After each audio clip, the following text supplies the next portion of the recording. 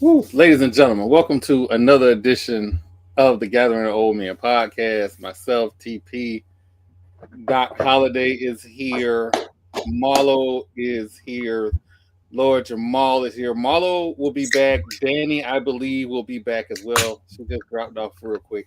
Um, welcome, welcome. Hey Um, y'all.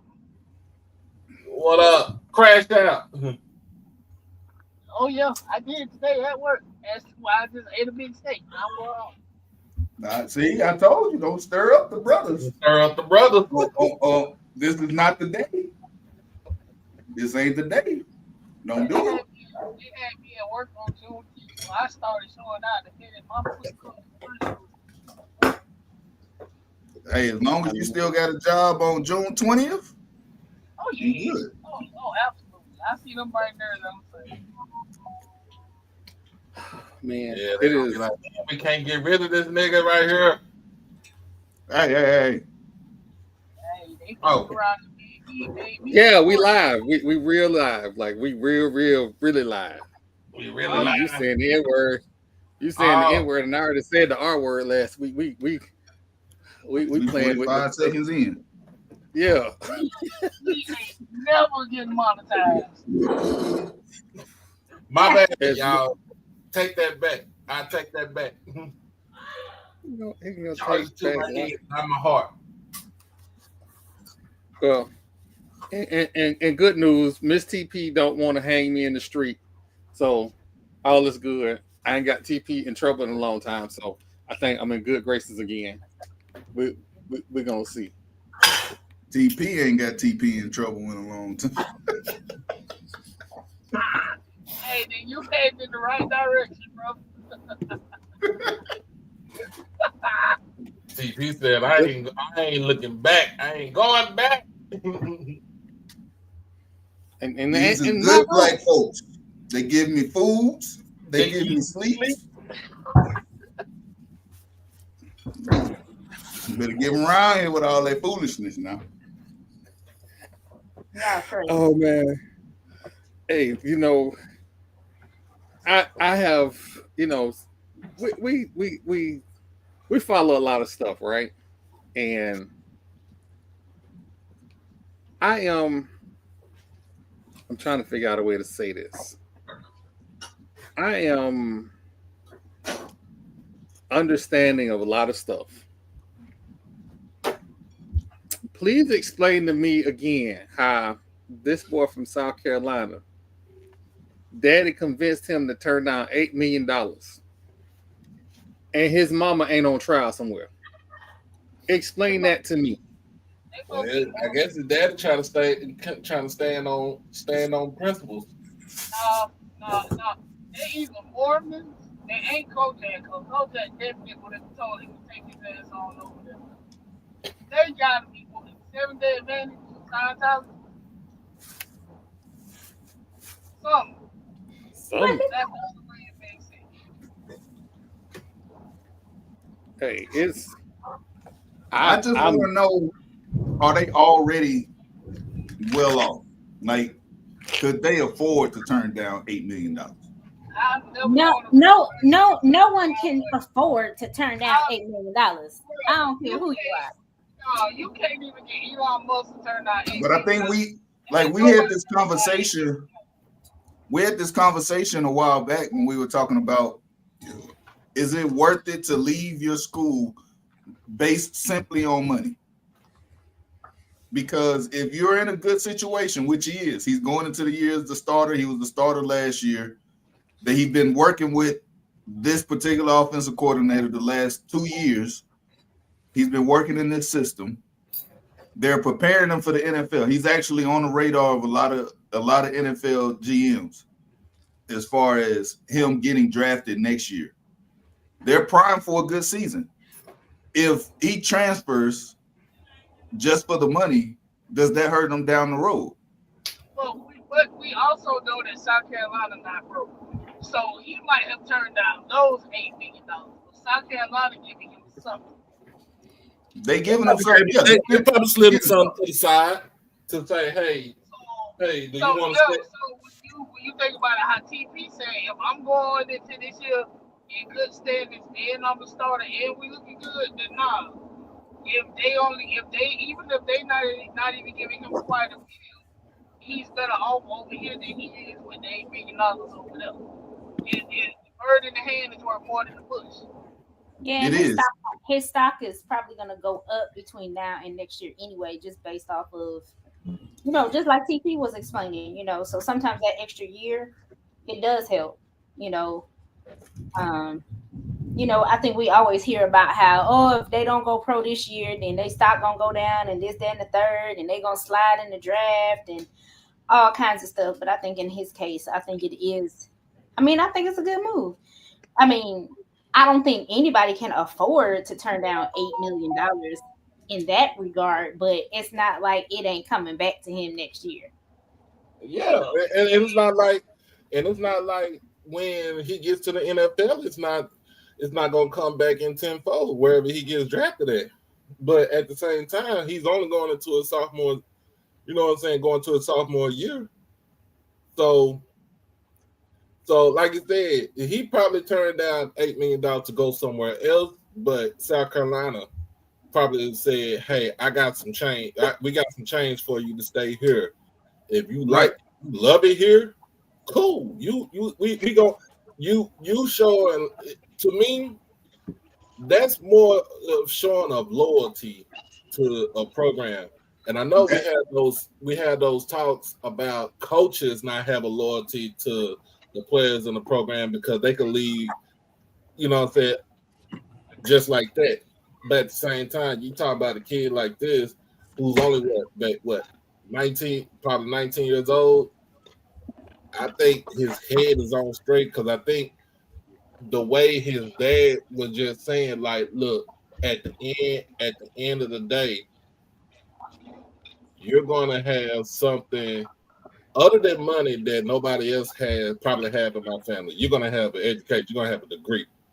And then there's other aspects to it that you got to think about. Like you said, you don't know what South Carolina offered them. I think that headline is very weighted in a way that it looks like, oh, he's not getting any money this year. He just turned down $8 million to stay in South Carolina and all that. But we don't know all the details behind that.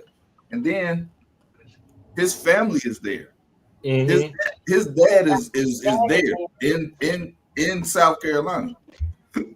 If he takes that money and goes somewhere else, now you're disrupting the whole dynamic of what they were already had established. Like his dad probably is a Gamecock fan, been a Gamecock fan his whole life. So how that look?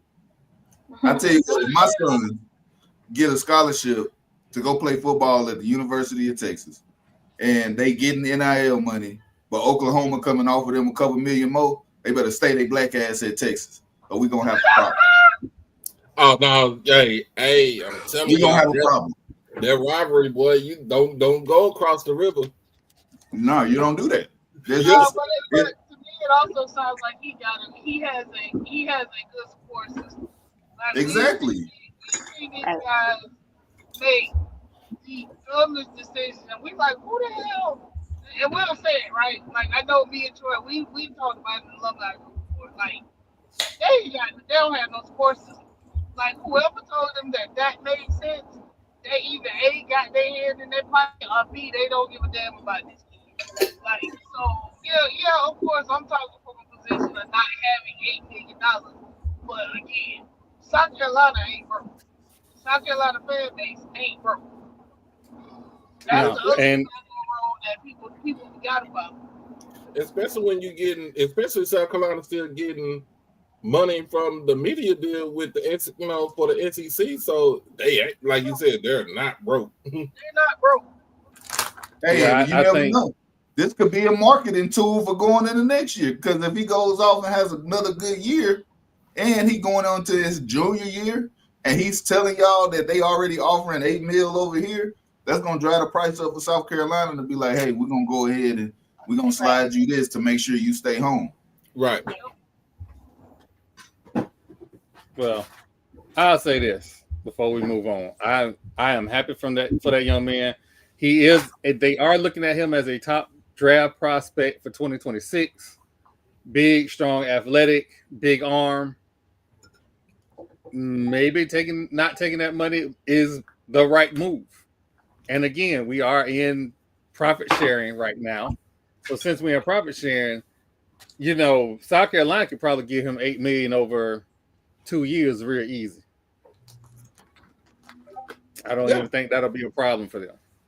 That 2027 draft is gonna look very nice. It's lit. Cade Klubnik, Arch Manning, and Lenore Sellers. Look out. But if you think about it, that's because South Carolina is one of those schools that's not relying on football to pay everybody else. They got women's basketball that's bringing in just as much money, and they paying bills too. So when you're not relying on one sport to take care of everybody else, you flexible, real flexible. Facts. Actual factual. Hey Edwin, thanks for popping in with us. And yes, it is Juneteenth. It is Juneteenth. My camera's moving a little slow because I'm gonna play a video for y'all, and then it'll be back to normal. Because here at Fat Mouth Sports, we engage in a lot of conversation, and some of us act up, and then some of us are very noble and very upper crust, if you will. Oh, you talking about age? What did he say? Hello. So what did he say? Ma, what did he say? I said he called us noble. He must be talking about you. I don't know, cause the last show he said I be cutting up too. So I don't know. He's talking about.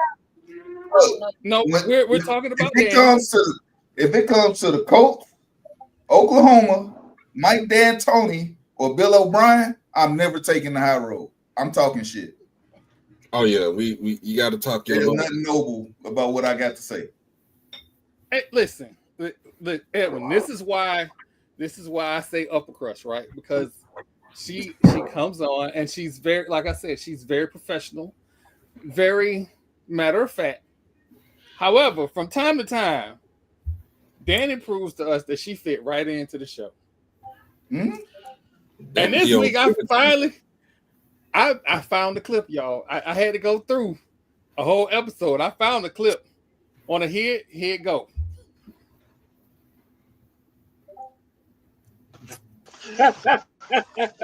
He got the Parkinson's. He got to. Cause what your rabbit ass mind would make you think that Zion Williamson fat ass would work in Miami? Wait, what? Hold on. Did I miss something? Hold on. No, it was rumor. It was rumor. Okay. Nothing official. All right. And I saw that shit and I said, you got to be fucking lying to me. Do y'all understand all the conch fritters down here? He would be 420 in no time. Conch fritters? That man would have his D's in some Cuban cafeteria eating every day. Listen. He be fat off a halibut and hose. Exactly. You put Zion Williamson in Miami with a listen. Nah, it's y'all can take them. I'm not worried about the food. I'm not worried about the food. I'm worried about the strippers. I'm worried about both. Like I said, he gonna get fat off a halibut and hose. I'm not lying. The office opens at 3:00. I think that's Wildcats that entered the chat. What's going on? Again, I can barely see the chat. Like a little sliver of chat is showing, so I apologize.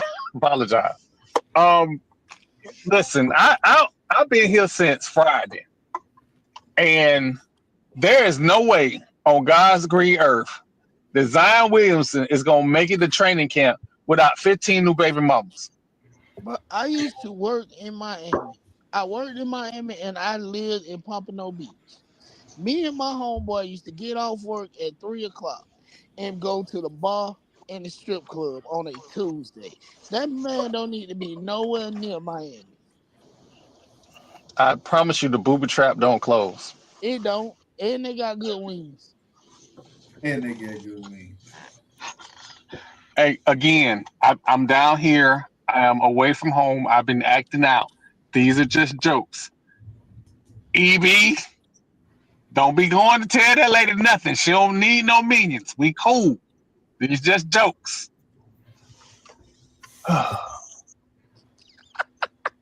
Hey, put up your warning. The disclaimer. Yeah, you need that disclaimer, boy. Put that disclaimer up now. There we go. Put up that disclaimer. There you go. There we go. Oh, There it is. oh There it man. is. But yeah, no. It's nobody in their right mind should be even thinking about any of that. No, that's why I'm telling y'all that man got dementia.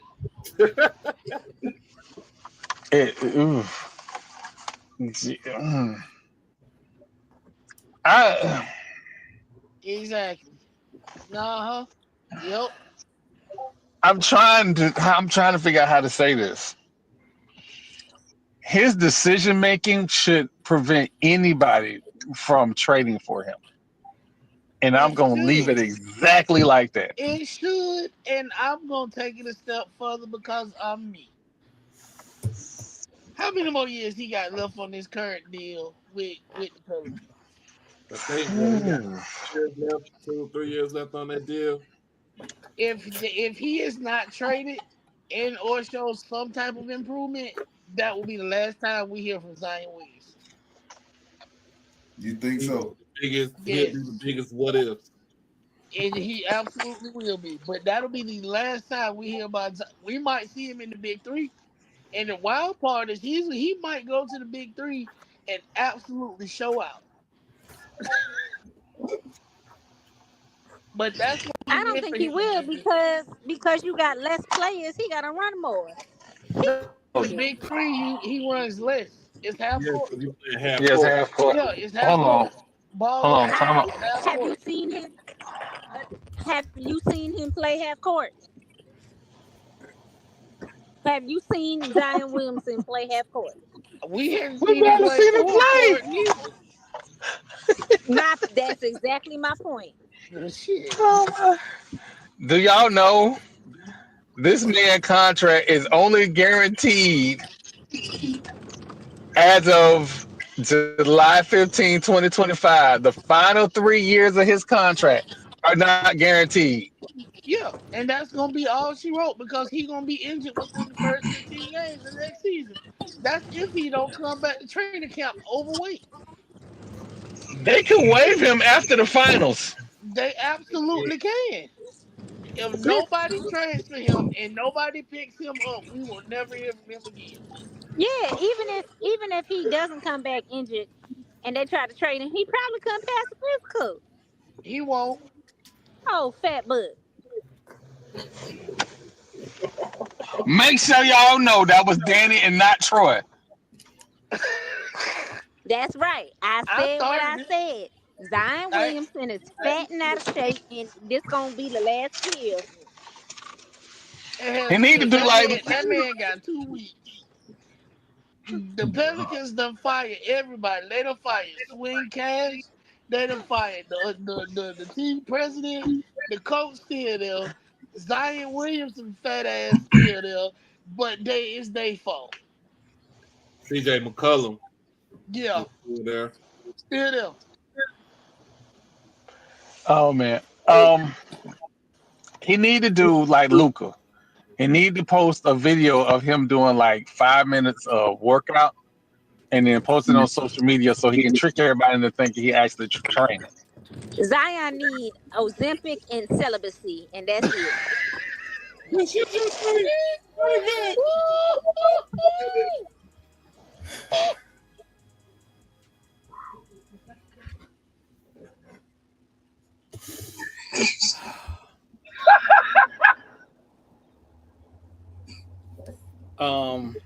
I can't help it sometimes. Sometimes I wasn't lying though. Now Troy the one that said he was coming back with 15 baby mamas. So I just confirmed that he need to lose weight. Oh, Zambic. You know.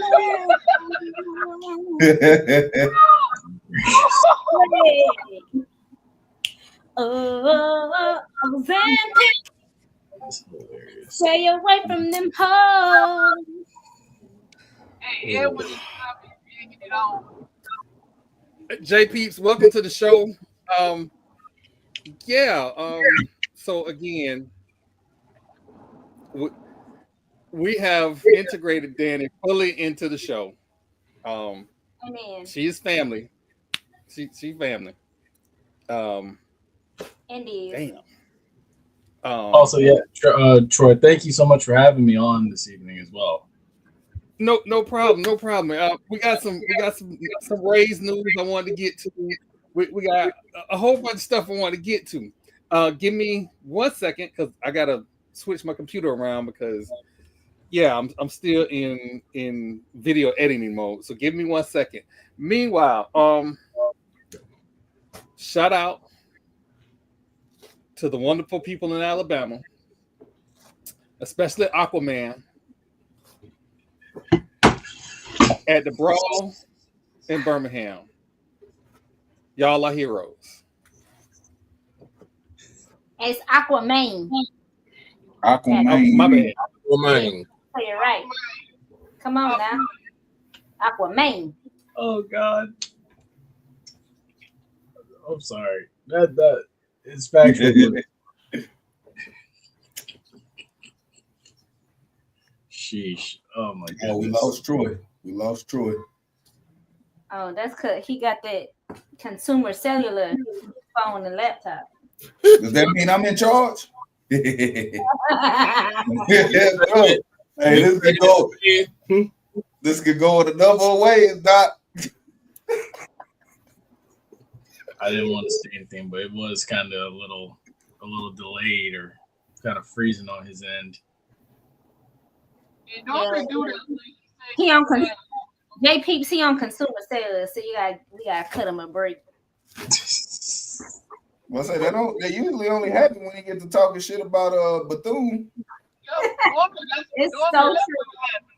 You say something bad about Bethune, his connection say, "Oh, okay, cool, we got you." Mm-hmm. Well, while we wait for him, let me ask y'all this: Who's winning Game 6 tonight? I believe it's Game 6. Yeah, who's winning Game 6 tonight? Indianapolis. If Halliburton play like trash, again, I got OKC by at least 20. Mm. Indianapolis don't deserve a championship. Wait, she said Indianapolis doesn't deserve a championship? I'll say this: Indiana had a chance to win the championship this year, and when they blew that lead at home, and gave home court advantage back, I don't think any of this is going to matter.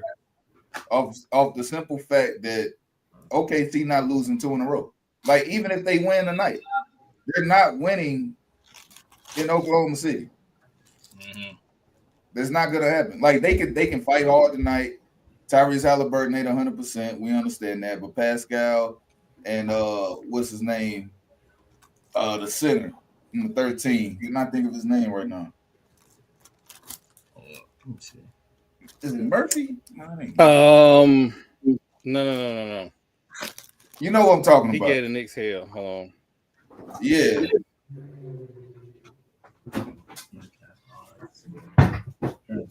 Well, they got Halliburton playing tonight, so Murphy. It's Miles Turner. Yeah, that's right. Oh man, I'm sorry. I remember when my TP.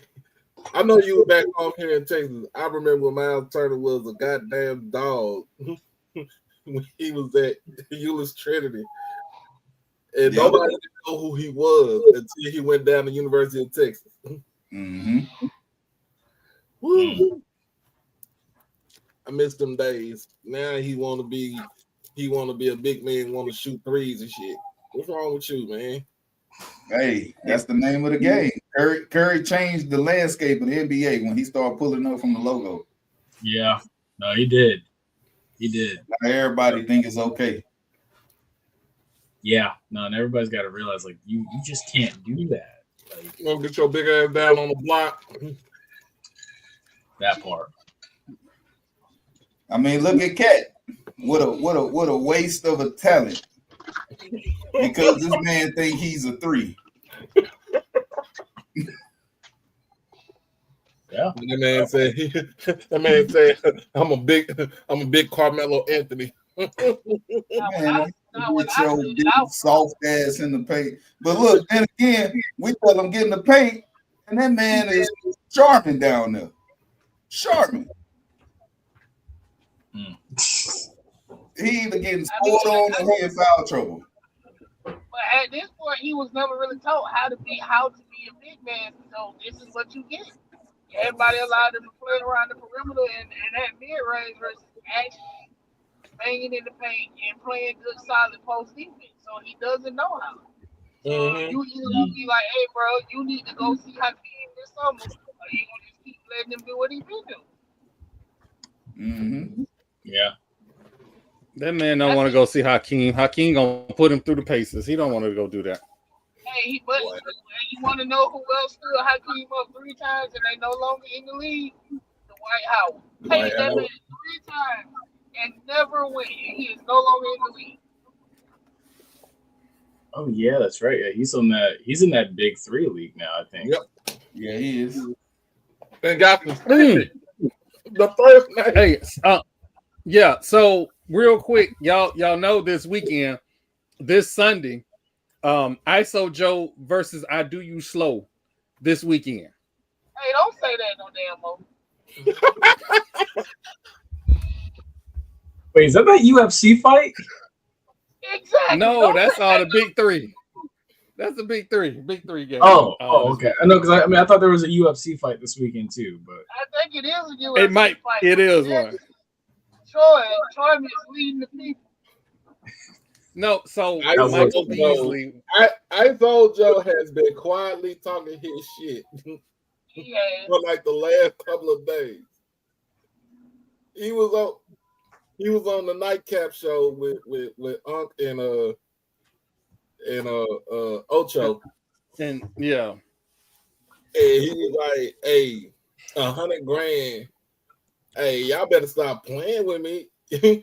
Like the man said, look, I got 20,000 points. I ain't get 20,000 points for nothing. But he was right though. Like, hey, just because y'all broke, they can play a pickup game for $100,000 don't mean I'm doing it. ISO said my time, my one-on-ones are worth more than $100 million. So if you want me to play, then you need to put some more money in the pot. I respect that. No, I respect it fully. I respect what he said fully because he gets to put gets to put it in his hand, like he gets to control the narrative. Because like basically it's like you call me out. Exactly. So pay me my price and leave me the hell alone. I'm about to say y'all want this Negro from Arkansas to come. Hey, and he will put the crazy thing about Joe Johnson is, you know, if we all watched him, you know, especially his Hawk days, his Atlanta Hawk days, he will quietly put 40 points on you and let his whole game do all the talking. He ain't gonna say no words. It's always give me the ball and get out the way. Hey, who the hell was that pushed him off the rim when he was in Phoenix and he cracked his damn over the ball right before the fight? I know what you're talking about. I know who you. I forgot who it was. When he was in Phoenix, I wonder it was him. Steve Nash might have still been there. And I remember. Morris Stoudemire was there. Like they had a squad, and somebody pushed him off the rim. And I remember that man head bouncing off the floor. I was like, "Oh, he's done. Like he is done." I forgot who did it, but I think it was during the playoff game. Yeah, because it was like either one more win or two more wins, and they was going to the finals, or it might have been the finals. But yeah, because No, they ain't never went. They haven't been to the finals since Charles Barkley sent them to the finals. It was conference finals because I remember when he went out, they was like, "Hey, if he can't play, Phoenix does," and they were not wrong. I would say, was it San Antonio? They were playing the Dallas Mavericks. Was it? Oh man, was it Josh Howard? It might have been Josh Howard. I remember. I was watching that shit at the house when it happened. It was crazy shit I saw. Man, you got to make me go find this damn video for real. But I swear they would have played it on ESPN News every 30 minutes for 2 days. No, it was Jerry Stackhouse. That was Jerry Stackhouse. Yeah, Jerry Stackhouse was on. It was on the breakaway. Yep, it was Jerry Stackhouse. It was a breakaway. I remember that. Joe Johnson pulled him, and he pushed him off the rim. Sheesh.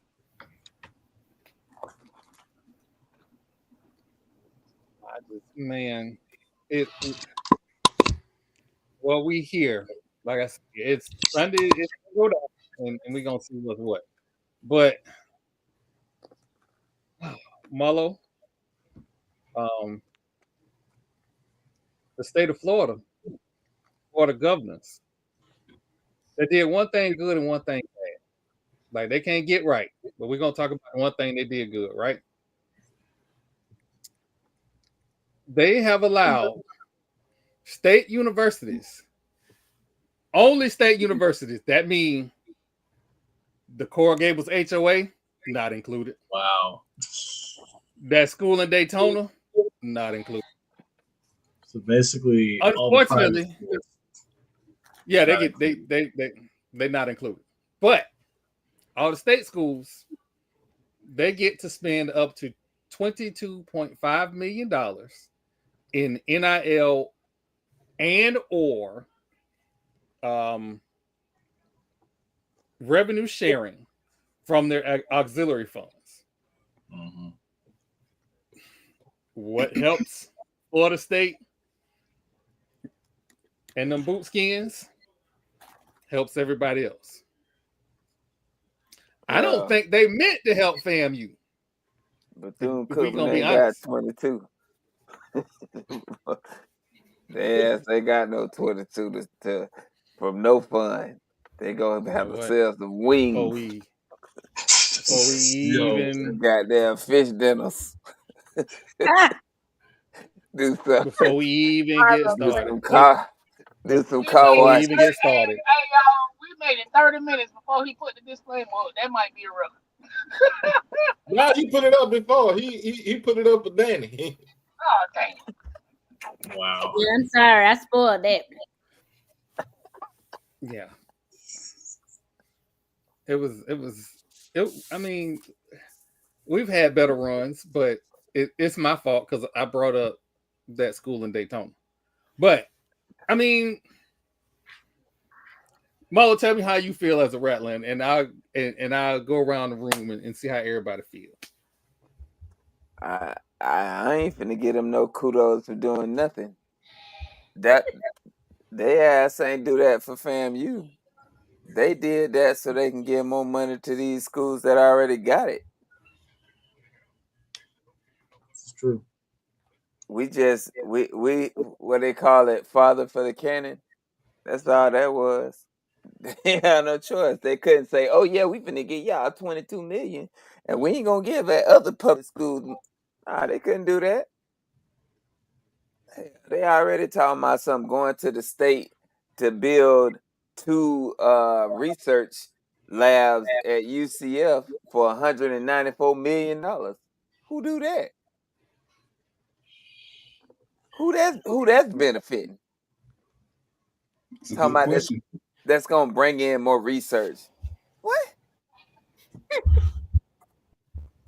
It's silly. It's silly season, and they living in their silliness. That's all that is. But these chickens will come home to roost. Facts. What you do not want to do is anger people and make people feel like you playing in their face. And that's what these folks are doing. They're making it seem like, oh, they ain't gonna get up and go out and do nothing. They ain't gonna vote. They really, and the governor, he don't care. He can't run no more. He turned out. He can go to jail though.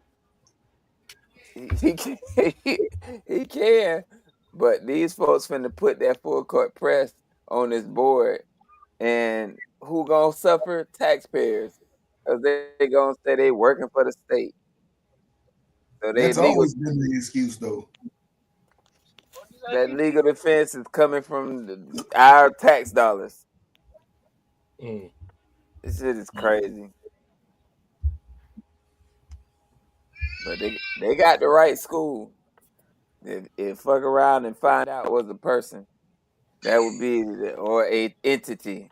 That's the highest of 7 hills, because they do not play by that university. They don't. I let Marlo. Go ahead, Marlo.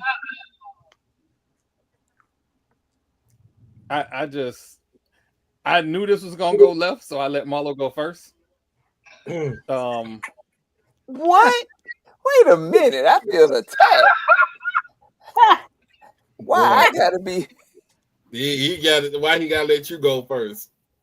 I told him I knew it was gonna go left. Like I'm just driving down the skid. It's a squirrel. What the hell? I just, sometimes, I allow you. I want to allow you to be you, right? Well, I want to allow you to be no you. No other way to be. Exactly.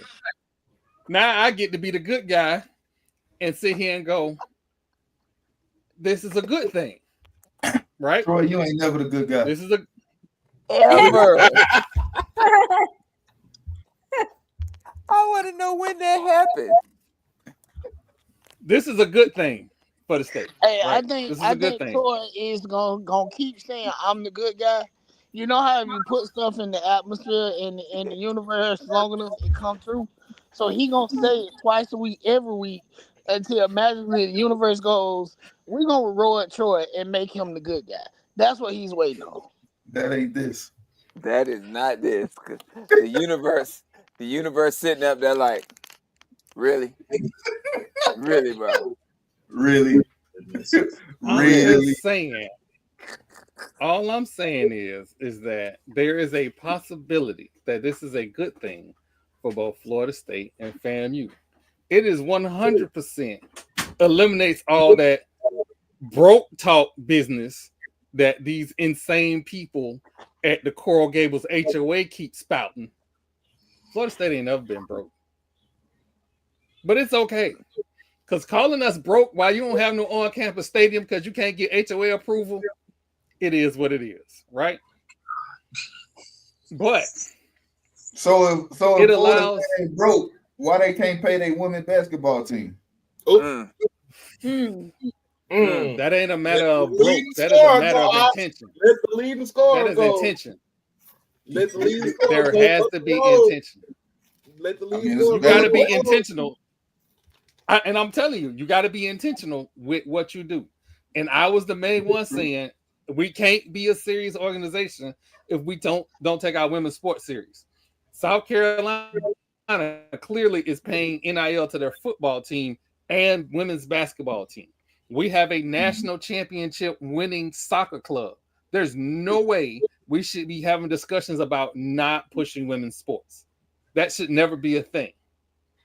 Now, you thought Title IX would have helped with that, but here we are. Yeah. There is a Title IX lawsuit behind this settlement that is going through the courts right now. This ain't over. Whatever this house settlement is going to be, this is not the final form. By no way, shape, or form. Man, you think how it helped the lawsuits is going to stop? You crazy. These people already see they can get. I played in the 70s. They used my picture. This shit is not finna stop, bro. That's what I said. It's a bunch of lawsuits going on. That, like, we're not even scratching the surface of what we're gonna see when it comes to this NIL and pay to play. Where's this money? Everybody gonna end up having to be like Kentucky and making their athletics department its own business. So now you can. We finna see a whole bunch of Ponzi schemes to pay for NIL deals and pay to play. Hey, all they got to do is call Miami and ask them how they did it. I was about to say that. They already popping up. Like they have already started. Hell, didn't FSU have one with Rising Spill? Don't mention that to him. He get PTSD for that. But I'm just saying, hey, it matched what we talking about. It was a Ponzi. It matched what we talking about. It was a Ponzi at the end of the day. I just would like to say, fuck Rising Spear, their staff, their marketing plan, and everybody connected with Rising Spear. And look, for those for the viewers that don't understand what a Ponzi scheme is, let's say you let me borrow $20 with the hope that your $20 will always be there, but I just spent your $20 at the corner store, and then you come back like, hey, where my $20 at? I don't know what to tell you, player. Hey, you can't get your money back. That's what a Ponzi scheme is. Basically, he got to get it from somebody else to give you your money back, but now he got to pay this other person back. We robbing Peter to pay Tom. A better example would be to Google Nevin Shapiro. That is a better example. Yeah. And that bitch ain't even go to the University of Miami. He is a USF alum. Well, hey, y'all see y'all good guy in action, huh? You see y'all good guy. Look, I'm pointing there. I'll tell you who to Google for those who don't know what a Ponzi scheme is. Just Google Bernie Madoff. I was just about to say that. Eddie said, bitch. Bernie made off with I don't know how many $1 billion, but like people hated that man. Hey, wasn't Enron a Ponzi scheme too? Yeah, it was. Hell, Enron ruined lives. Like them my people aunt lost her job. Pension. She lost her job, her pension, everything. Them people stole pension. I swear to God, if any of them still living, every time you saw one, I would have my foot up their ass. I swear to God, every time. I think the only person that's living is the actual founder of Enron, if I'm not mistaken. And he will still be catching hands to this day. Oh, he can't come to Houston. No, he can't. He can't ever step foot back in Houston. It's up on site. Hold on. Time out. Hold on, y'all. Hold on. Time out. Universe Galaxy. I don't know you. I don't know why you thought it was okay to come into this podcast and call Jordan fans the worst in the galaxy. I don't listen. Today ain't the day. We there are other days that we have Jordan debates and LeBron debates and all of that. And you can come in on those days and feel your bronze-sexual greatness. Today ain't the day. Hey, don't stir up the brothers now. Don't stir up. Look, they try to stir up the brothers. Hold on. Cause I don't. All right, let me just say this. I'm gonna try to keep it professional. But the Universe Galaxy. Okay, bro. Listen, Universe Galaxy. This has absolutely nothing to do with who's a Jordan fan or who's not. But let me tell you a little something about a podcast and a broadcast. There's a show, right? There's segments. There's a flow. All right. What you just said does not fit into the topic of the show. And if you need to review the topic, go to Instagram or Twitter and look at the headline for today's show. That will tell you what we're talking about. What you just said has absolutely nothing to do with the price of tea in China or the missiles going over the Middle East. It doesn't fit. It has absolutely nothing to do with being a Jordan fan, a LeBron fan, or whoever. So, before you start attacking Troy for not allowing you on the show, you need to understand how the show operates. Okay? I'm glad we had this chat. Thank you for coming to my TED Talk. Have a good night and God bless your little heart. Oh man. He called him ugly. First Getting of all, back. ain't neither one of them Yeah, playing I currently. would have just started cussing. Hey, ain't none of them playing. Why we need to talk about them? We don't. Wow. Is Shy going to solidify his legacy tonight? That's the question. He got an MVP. Can he finish the year with a Finals MVP? Which, if they win, there's no doubt in my mind he wins it. He's been averaging over 30 a game. He's done what a superstar is supposed to do in the final. He's done that. Right. Whether you like the phantom calls he gets or not, that's a part of the game today. The game changed. I want to say back in 2007, 2008, when they started making it to where you couldn't touch people. You know, and that had a lot to do with your boy, what he was just talking about, LeBron. Now you can't touch people. It's a foul. So don't complain about the game today when you weren't complaining about it back then. This is just the way the game is played. But Shai has done everything that you want a superstar to do. He closed them out in game 5. And going into game 6, they're on the road. Is this a must win for OKC? No. Because who doesn't want to win in front of their home crowd? There's like a different type of celebration that you have when you win it on your home court. But I don't think they're going to throw the game either. Indiana going to have to take this one. And they better come with it. Well, it's looking like right now, Pascal says, put the team on my back.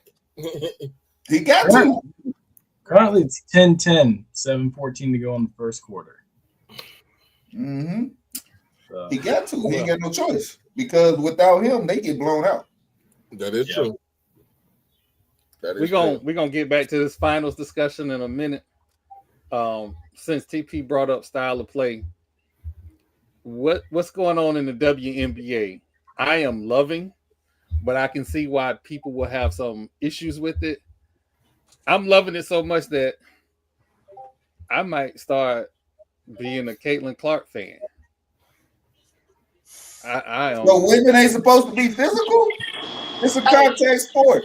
You heard what I said. She's not even a good villain. In order to be a good villain, you have to know you a villain.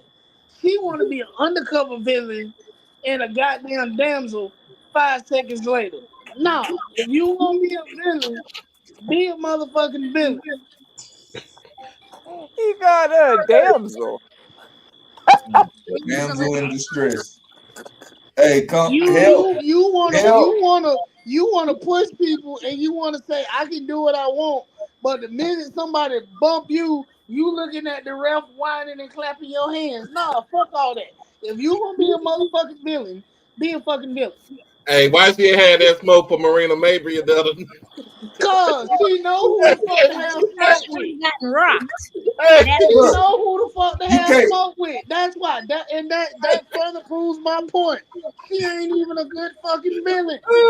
Do you think Dennis Rodman gave a damn about anybody? No. He was a villain and he knew it and he played his role. Do you think Meta World Peace gave a damn about anybody? Absolutely not. He was just crazy. Ben Wallace didn't give a fuck. Not Ben Wallace. Rasheed Wallace didn't give a fuck about nobody. Rasheed Wallace was the one I was thinking about. Barkley didn't care. Udonis Haslam didn't give a fuck. But you want to be big and bad until somebody big and bad hits you. Oh nah. Fuck all that. Part of this goes back to her playing in college where they just didn't believe that she was a dirty player. Thank you, dirty. Danny. She been dirty. Hmm? She been dirty, but now she in the WNBA, and you got some. Hey, man, listen here. Some man They children. grown. I got They a grown women. They are grown women. Hey, grown, she grown was about to women. get rocked by Sophia Cunningham also too. Like it was when you watch that game right there, that Sun Fever game, it was probably about at least 4 fights that were getting ready to either start and already started, or or they get ready to squabble up for real. Like I think the physicality is what was missing from the WNBA because we can already acknowledge the athleticism that drops off from the NBA to the WNBA. We can acknowledge that and not be sexist about it. It's there. But the physicality, that's something that they can bring. The tenacity, the storylines outside of the race baiting. Can we see some actual basketball, but with some storylines that ain't got nothing to do with race? I'm okay with But remember on with the Tuesday physical we part. talked about marketing, and that's where the marketing department is failing because it's not showing you the other stories if you don't already follow the game. Like it's not showing you Satu Sabri is playing against her sister tonight. Like they not showing you that. Yeah. They not showing you the Nick like MVP. what's going on in Golden State right now. Like they're an expansion team.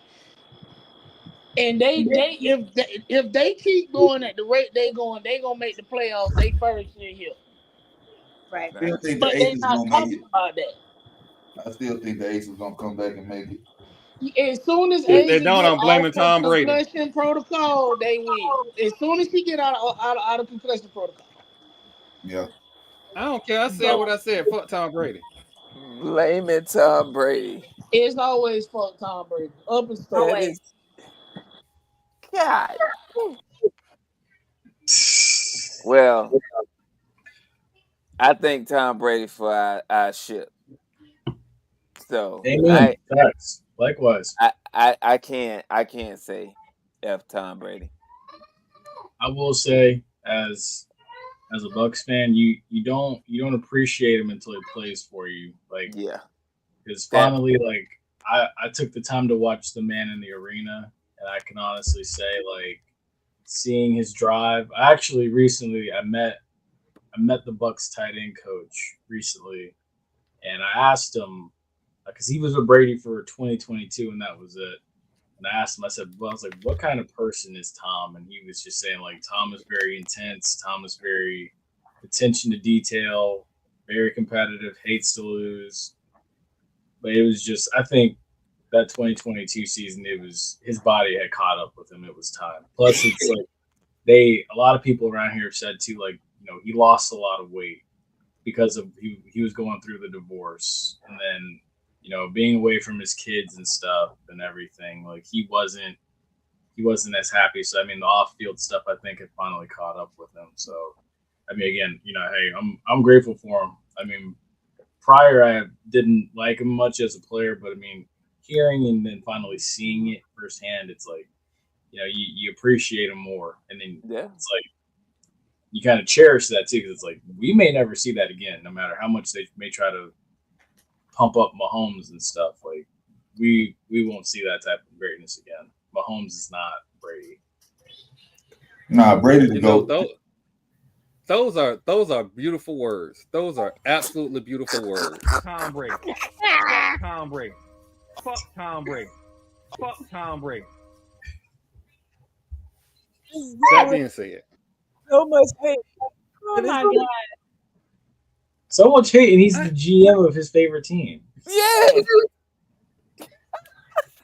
Like, and if they would just approve my security. Oh wait, no, not the GM. Security he's the owner. Not the GM. He's the owner. Part owner. But he's the man responsible for helping build a Super Bowl roster in probably one of the toughest divisions in football. If the Broncos look nice, the defense is scary. Yeah. Hey, Ja, they got my boy. Jade Barron next to PS2. It's gonna be tough on any receiving core to come out there. They're not gonna have a good day. Yeah, they were already. I'm blaming Tom Brady if we don't win the division. What? I'm blaming Tom Brady. You're gonna have a lot more things to blame outside of that. Yeah. When were the Raiders ever gonna win their division? Oh shit! When Mahomes retired. Yeah, that part I agree. Like, That's what when are you the talking playing about? field to get even again. Hey, TP throwing haymakers. I know, right? You know what? I just want to He's put this throwing out there. back. We don't have a problem beating the Chiefs. We have a problem beating losing teams. Or you know what? I'm not finna do this. I'm not finna do Y'all this. got a problem beating. Well, that's why y'all not gonna win the division. I'm telling you now, You know what? it's gonna be the Chiefs, and then that wild card spot's going to the Broncos. Yeah. The Chargers can make a run for it. We can see 3 teams out of the AFC West make the playoffs this year. I can see that happening. If the Chargers make the playoffs, I am knocking Pete Carroll's Walker over. Why you gotta be violent towards Pete Carroll? What damn Walker does Pete Carroll got? We just saw this man. Hey, put Pete wrestling Carroll be out there on the moves. field with this guy. Pete Carroll be in the Listen, gym. running why up is he stairs. wrestling? He is wrestling. Why is he wrestling? He a senior citizen. Stop wrestling. You break a hip, we stuck. Hey, it sounds like you being a bit of a hater right now, Troy. Sometimes You know what? you gotta pop up. Listen, Well, I mean, let's look at this. The AFC playoff picture. It's going to more than likely be Buffalo, Kansas. Well, in no particular order. Buffalo, Kansas City, Houston. You have Baltimore. Yeah, Baltimore is going to be another one. And then, of course, there's a possibility. Yes, I do think Broncos. That's 5. Miami. I wouldn't say Miami needs a quarterback change. I think They got Quinn. They back up better than the starters. Didn't the Ravens just sign Zaire Alexander today? I mean Jair. Yep. Yeah, they did. They did. So that you know That what? defense is gonna be scary. It is. But And he took less money. Mhm. But the thing about that is, it's not always gonna be. See, this ain't the. We all know this ain't the Baltimore old where defense is surely plays the whole part. This is more, can Lamar Jackson try to get over that hump? Really, can he get past either Pat Mahomes or Josh Allen? Because they've had his number the last 3-4 years. So he was a drop 2-point conversion away last year. Yeah. Right.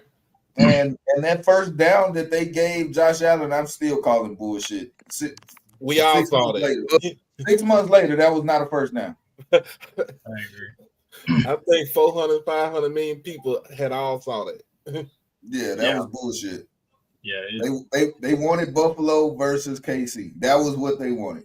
They wanted the easier matchup for Kansas City. I think that's what it was too, because they knew. I think because remember Kansas City had beaten Baltimore on a fluke play. Week 1, and they knew Baltimore was going to beat them again, or beat them if they saw them again. But they wanted a team that, you know what, they've already beaten us in the regular season. We see them again, we can beat them. So they knew what they were doing. And they cheated the fuck out of my Texans. I'm sorry. That whole first half was just a bunch of bullshit. Every flag I saw, I lost another fucking year off my life. Damn. I was getting so bad. No, because it was a lot of plays where it was like they're making tackles on them and they're throwing flags. And I'm like, what? Like, come on. And that's the thing. If you gonna beat us, beat us. Yeah. But don't bullshit us. Because it's like when you it's like I was telling somebody else, like around the season and everything, you don't realize how they manipulate and like kind of fix the game for the Chiefs until it's your favorite team playing the Chiefs. I've been saying it all year. Yeah, you can go back and watch every podcast. But bro, the Chiefs are 2 plays away from being 8-8. Like, yeah, no, they are like the whole season. Yeah. And when it came time for us to play them, me and my cousin, we was like, yo, bro, if we can just avoid having the game close, because if it's close, we lost, because they're not going to let us win. And it started out, and people don't understand how, you know, a defensive holding on third down, a phantom defensive holding on a third down gives team momentum. A phantom roughing the passer when he's not even in the fucking pocket can manipulate a drive and keep drives going. Momentum is one of those unseen things, but we all know it exists. But a lot of people, they don't pay attention to it when it don't fit their narrative. But watching the game, the momentum, every time we would get some, the refs would snatch it away. And it happened consistently in the first half, and it just kept getting worse and worse. And then at the end of it, we got our ass whooped, you know. I know I got to get us back on track. I got to get us back on track. I know TP needed to get that out, because I you know, sometimes you have a traumatic moment and you need therapy. No, my traumatic moment was when we blew a 3-touchdown lead on the Chiefs. That was my traumatic moment. We should have got to a Super Bowl. That wasn't even with this quarterback. I like Stroud. I think Stroud is a long-term future. He is. If he can stay healthy, I appreciate Nick Caserio getting him some help. Those two guys we went out and got from Iowa State, I think, are going to be a great addition. They already have some camaraderie between them. Wait for it. It's coming. What's coming? Go ahead. No, go ahead, TP. I know where this is going. Keep going. Keep going. Our wide receiver room is deep right now, because with those two rookies, Christian Kirk, Tank Dell coming back from his injury, hopefully sometime throughout the year, and then Nico Collins, who's the top 5 receiver in this league. Like and then we went out and got Nick Chubb to pair along Joe Mixon. We beefed up the O-line. Our secondary is top 3. We are good. Top 5 pass rush. Y'all the one who got Nick Chubb? That's a good running back room. In Houston. That's a good running back room. Joe Mixon, Chubb, and Damian Pierce. That's a good running back room. Damian Pierce and Woody Marks, who we just got out of USC. If Chubb stay healthy, that 1-2 punch is serious. Bro. Oh my God. And look, this ain't no thunder and lightning. No. This is all thunder. It's some thunder and second thunder. Oh my shit. Oh my God, bro! Hey, well, everybody. I'm glad I'm in the NFC East, so I do not want to see y'all ever right now. I just want TP. I thought you was gonna get your Bill O'Brien out, because you know when you normally get there, you get them Bill O'Brien flashbacks. So he didn't go there, but I was expecting it. He didn't go there. Let me since he walked out, I'm gonna say it for him. Fuck Bill O'Brien. I got you, TP. Fuck Bill O'Brien. It's always gonna be fuck Bill O'Brien. I'm sorry. Always. He worried about baby mamas instead of worried about winning playoff games. That's his fucking problem. Oh Lord. Well, I'm gonna still say. Don't you bury that man. We finna move on to another subject right now. Nope, we're not doing that again. I'm about to dig up his mama, tell her put that black dress on. God damn, who said dig up his mama? I'm a Cowboys fan, so yes, I'm about to dig up his mama so we could go ahead and bury him. Tell her put that black dress on so we could bury him and her together. Damn. My goodness. You gonna dig her up to bury her. That is so she can get her be that way sometimes. What'd you say, Jamal? It be that way sometimes because I'm about ready to send Pat Riley right with the ass. Oh. Pat Riley to go though. Yeah, but he picking up his mind. And it's time for his ass to go. Oh man. I heard it was tough being a Miami Heat. I heard it wasn't just show up and play basketball. It's a whole culture thing down there. And it started with Pat. You know, Well, maybe if Pat pees and goes, then some of that strict whatever regimen that he puts in place, maybe that can. No, the Heat coach is not the problem. The problem is Pat has bullied the whole league for 30 years and now nobody will answer the phone. That is the problem. Good point. Yeah. So having a actual team culture and company culture that people want to be a part of and buy into, that ain't the problem. Hell, the Lakers don't have nothing, and look how they fester right now. Oh, he about to get into that now since you already But mentioned yeah, but it's like that. We can't get good trades for nobody. He let Jimmy go for a for bag of chips. 12 million people, and none of them working out right now. Yeah. For a bag of chips. Just Right, put it like that. man. He let Jimmy go for a bag of peanutless M&Ms, and we got our teeth Peanutless. kicked in the rest of the damn season. But I will say here, part of Pat- it too is Jimmy wanted out as well. No, didn't he want it. he did. Jimmy wanted out, right? And cool, he got Jimmy out. But goddamn, Pat. Give Yeah, us get something some- to return. Yeah. No, I get what you're saying. Yeah. Like, damn, Pat, come on, bro. So, Oh man, we everybody got their demons out because we got a Yeah. disrespect segment coming up. and All we've been in that point. This man said, "Dig your I- mama up." I was trying to stop him from going there, and it was too late. No. You know what?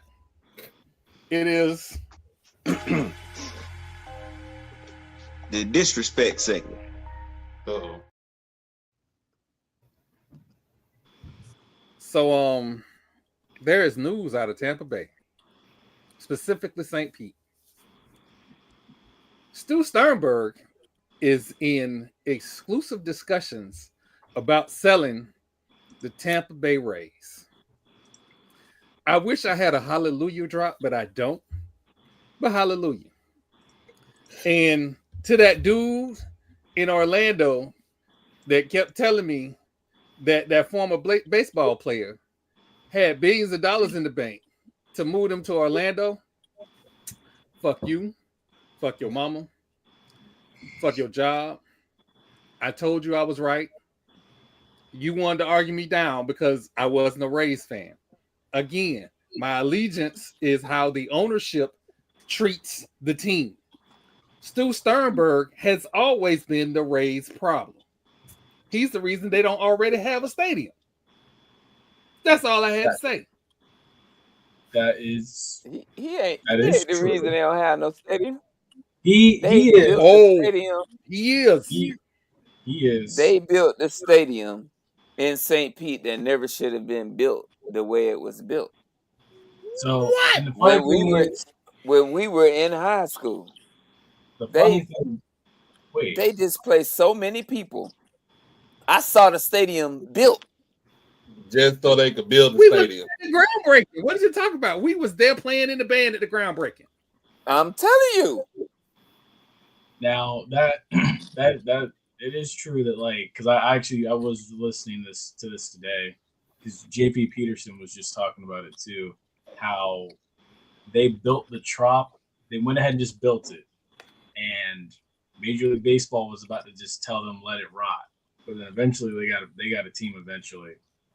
But I will also say, Stu Sternberg, while he is, and I said this last night with Ace, he might be watching right now. While Stu is a crappy owner, he is part of the reason why the Rays have banners now. Four American League.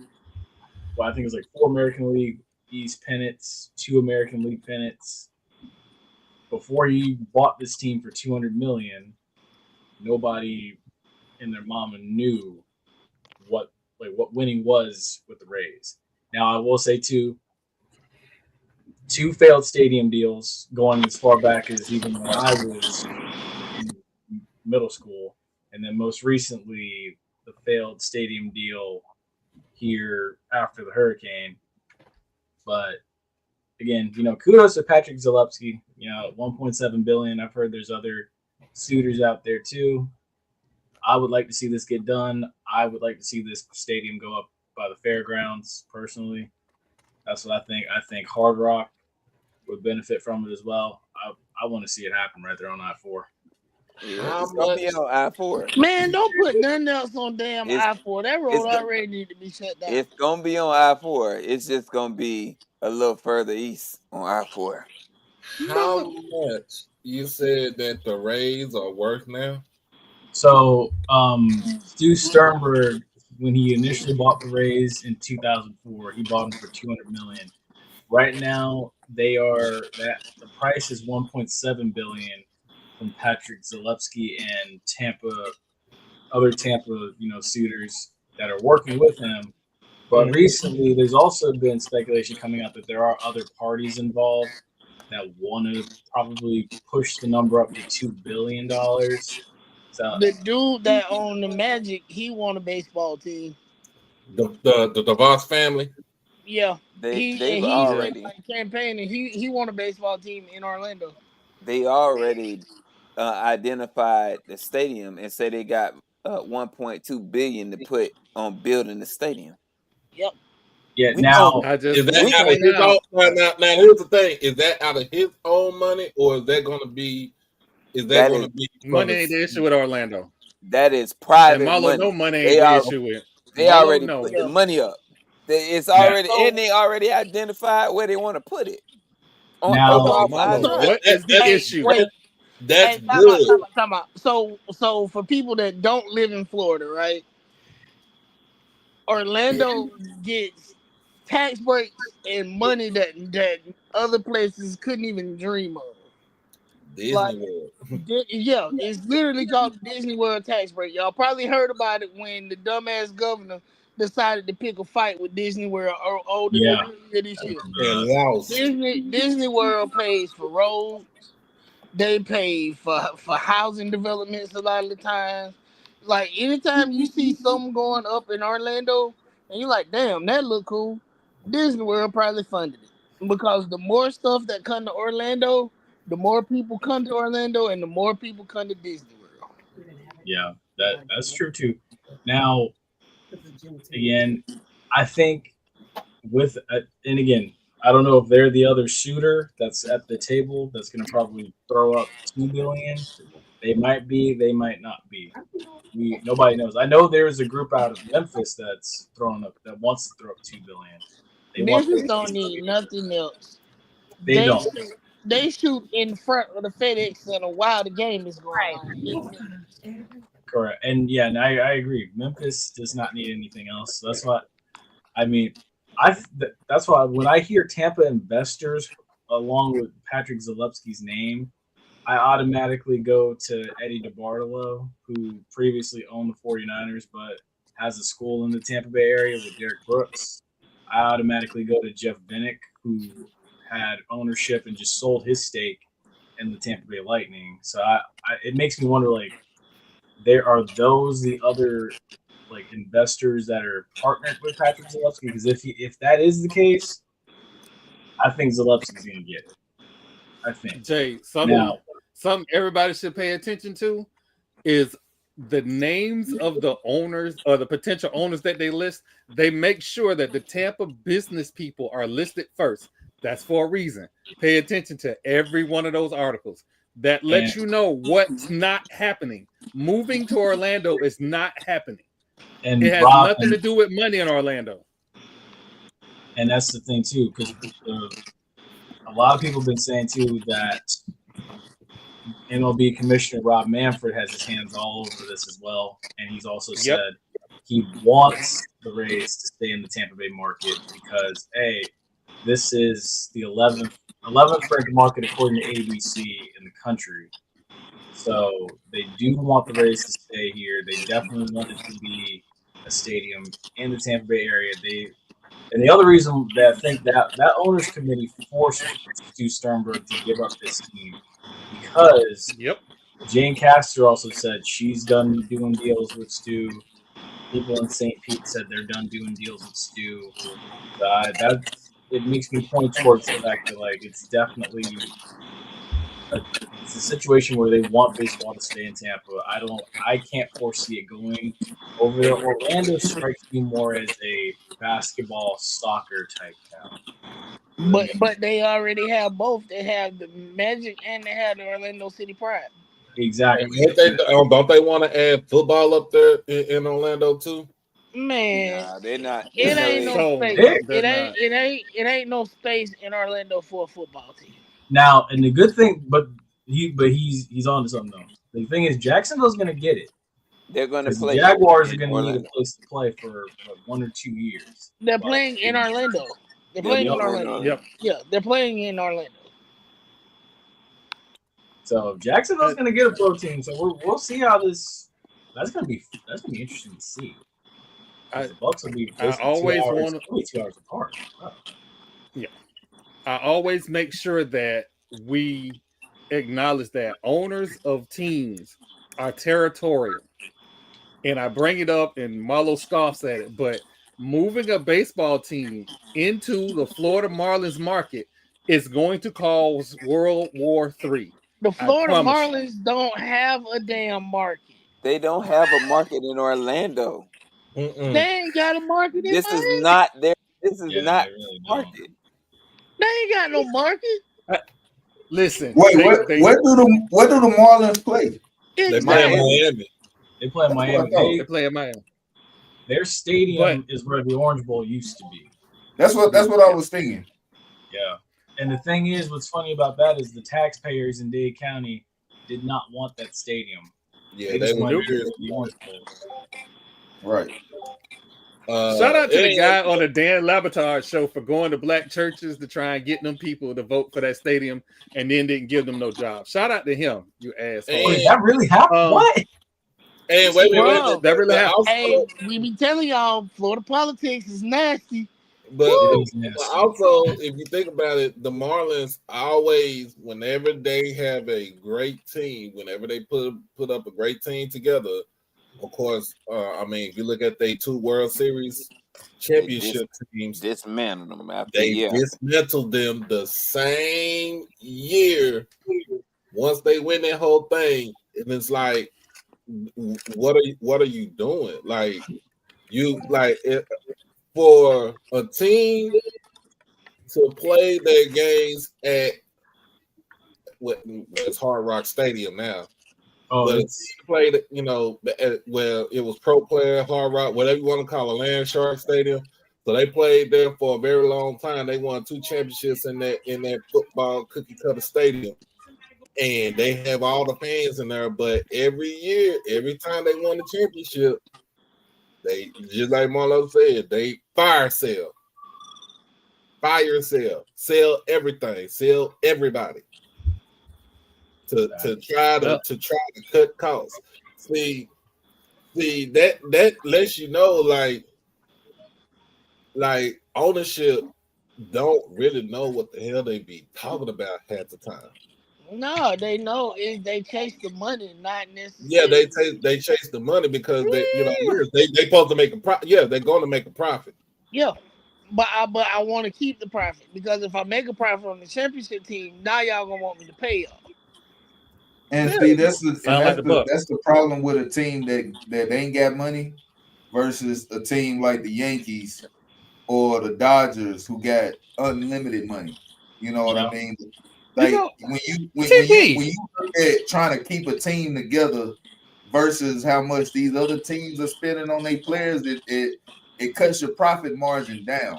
And they always got a bottom line that they trying to reach. And if they feel like, hey, we about to bust that bottom line, we got to retool.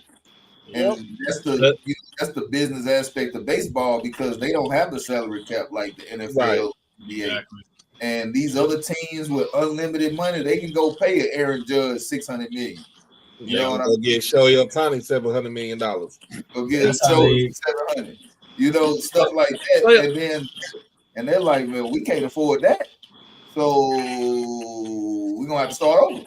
But at the same time, when you talk about, so like you said, teams like the Yankees and the Dodgers, you look at teams in baseball. Okay, Yankees, Dodgers. You look at the Mets. You look at The Mets can't buy a championship either with no. yeah, they can't buy a championship either. And they're still rolling off of Bernie Madoff making off with their money from They from absolutely are. team. So that goes back to that. But when you think about it, so like you said, teams like the Yankees and the Dodgers, even the Red Sox, I'm gonna put them up in there. The Red Sox, they got some money. Yeah, because they endorsed by like 5 states. Right, but you know what I'm saying? They tend to, instead of them retooling, like say, oh, we gotta pay, we our bottom line is about to be affected. No, they got the money. Like the Yankees is always gonna have money because for one, the market, but then two, that MSG deal that they have where they show their own, you know, they have their own network, they show their own games and stuff on that network. They're getting money just off of that network alone, and you don't got a revenue share with other teams. Well, baseball also got Amazon. I mean, not Amazon, Apple TV. They also got the Apple TV. But no, what I'm saying is with the Yankees ain't got to worry about no Apple TV shit. The Yankees been having their own network for the longest, for like 40 years. Yeah. And even when they were bad, people were still going to the games because it's the Yankees. It's the Yankees. Yeah. They are historically the number one sport franchise in the world. They don't have to worry about money. They don't have to worry about that. You know who else don't have to worry about money?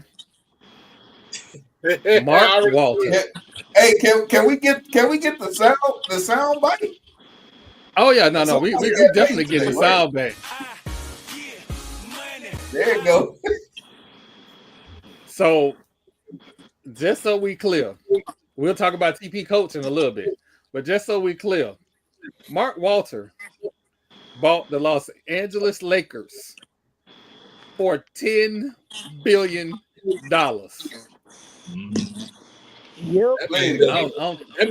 That means that he doubled the price.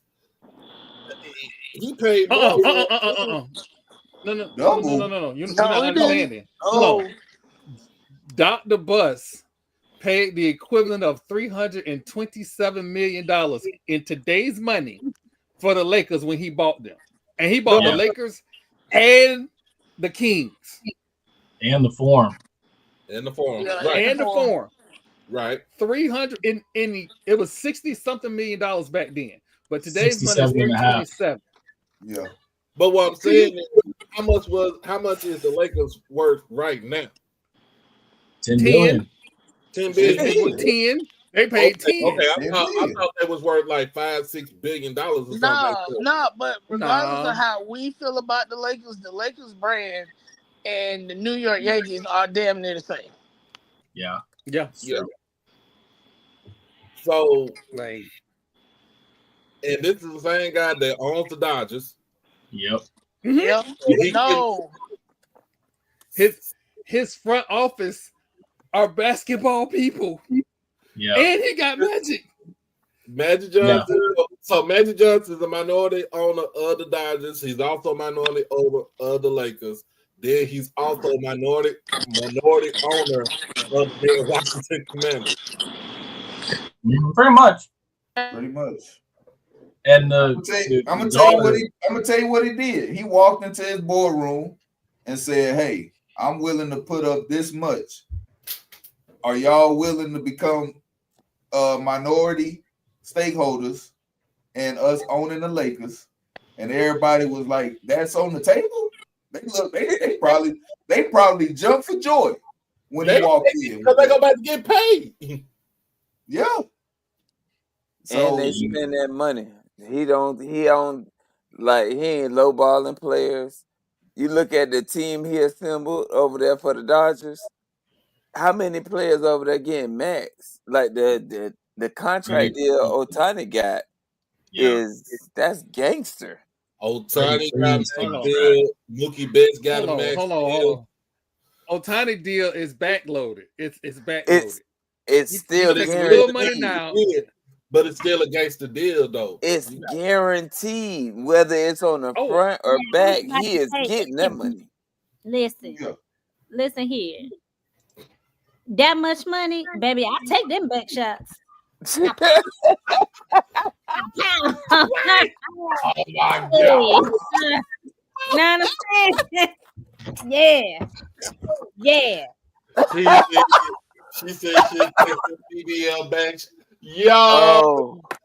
Oh my gosh, that. All right, so hilarious. So yeah, Freddie Freeman's contract is like 6 years, 162 million. Yep. Mookie Betts' contract is 12 years, 365 million. Ohtani's contract is 10 years, 700 million. Ain't Clayton Kershaw? He's still on the team? I think so. Let's see. I'm about to say, look, dude, the man got money. He's treating the players like it's. You know what? I'm 1 year, 7.5 million. I'm gonna refer this back to my Mavericks, right? The year that Mark Cuban bought the Mavericks from Don Carter, right? His whole deal was, I'm an owner, but I'm still a fan, and I'm gonna treat my players like they're fucking royalty. And, you know what I'm saying? And everything that he did for the Mavericks, a lot of NBA teams have done it just that way. Treat your players not like employees, but you treat them like family. Name a team outside of Golden State that does that. Yeah, that does that. Other than of course, like I said, the Mavericks, Golden State. Shit. No, the Mavericks don't do that no more. You can't tell me the way that they treated Luka that they didn't. That they still follow the same. Yeah, they're not still on what Mark Cuban was doing. So give me another team outside of Golden State because I don't see it. But everybody is expendable. But what I'm saying is, at the same time, Mark Cuban, when he was still the owner, he made a lot of players expendable. Like, was Dirk Nowitzki ever expendable? Nope.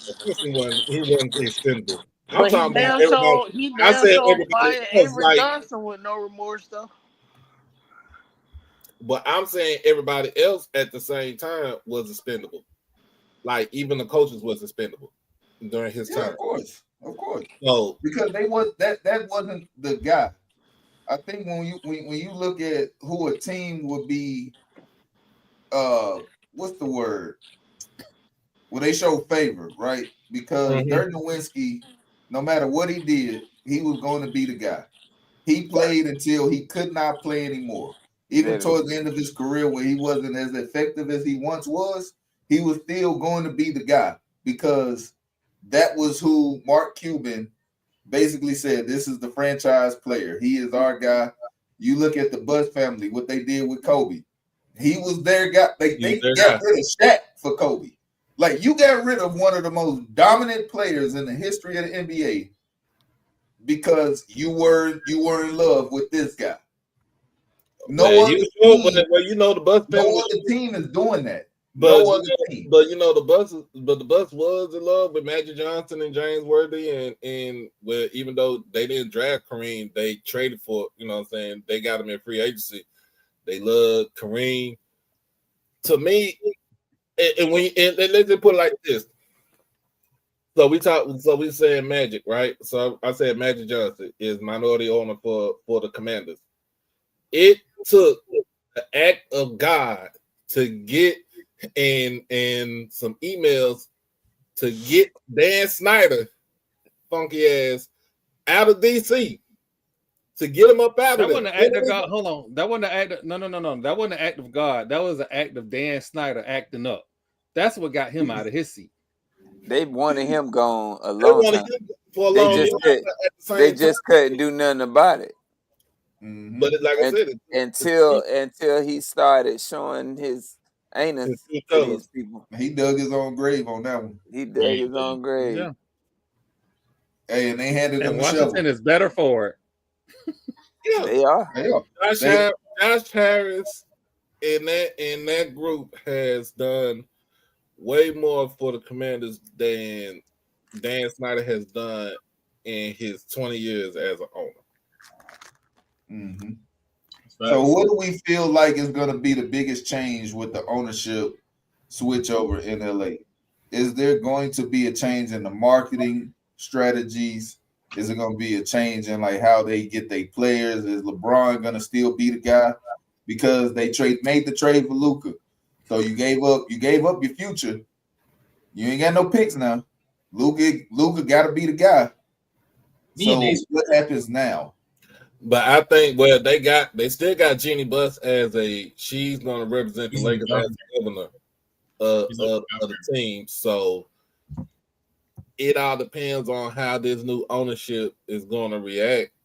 Because Jeannie Buss was doing business in a way that she knew how to do business. And they were trying to tell her to do business like her dad did, but she didn't want to go that way. So even when Dr. Buss had passed away, the team really that team suffered for 5 years.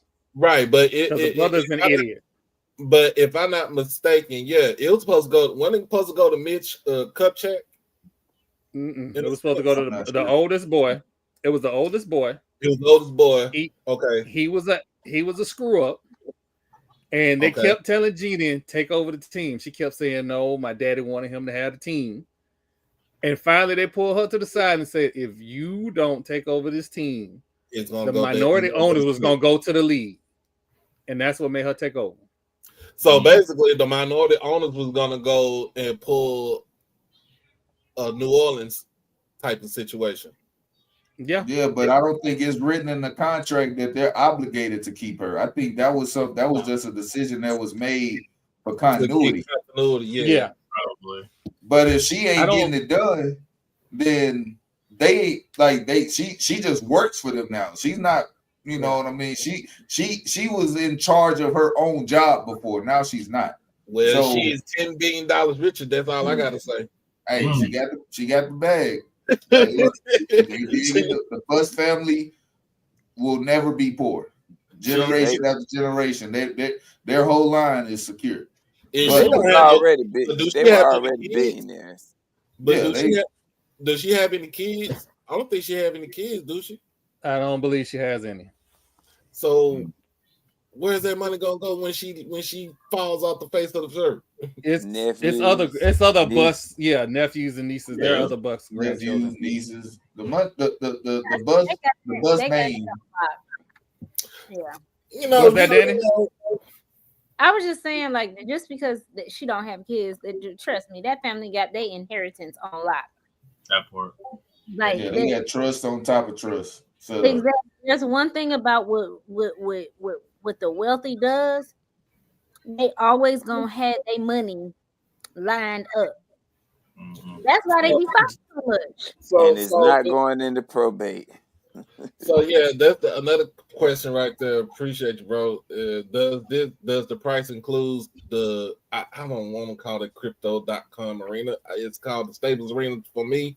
That's why I know. Yeah, it's gonna be Staples forever. That's what your mama named you that. I'm gonna call you that. but does it include the arena? Because remember, let's put point blank. Steve Ballmer bought when he purchased the Clippers, which basically he purchased it more than what it was owned. Oh, no. It doesn't include the stadium. It doesn't. It's owned by the stadium. It doesn't include the arena. It's owned by an entertainment group.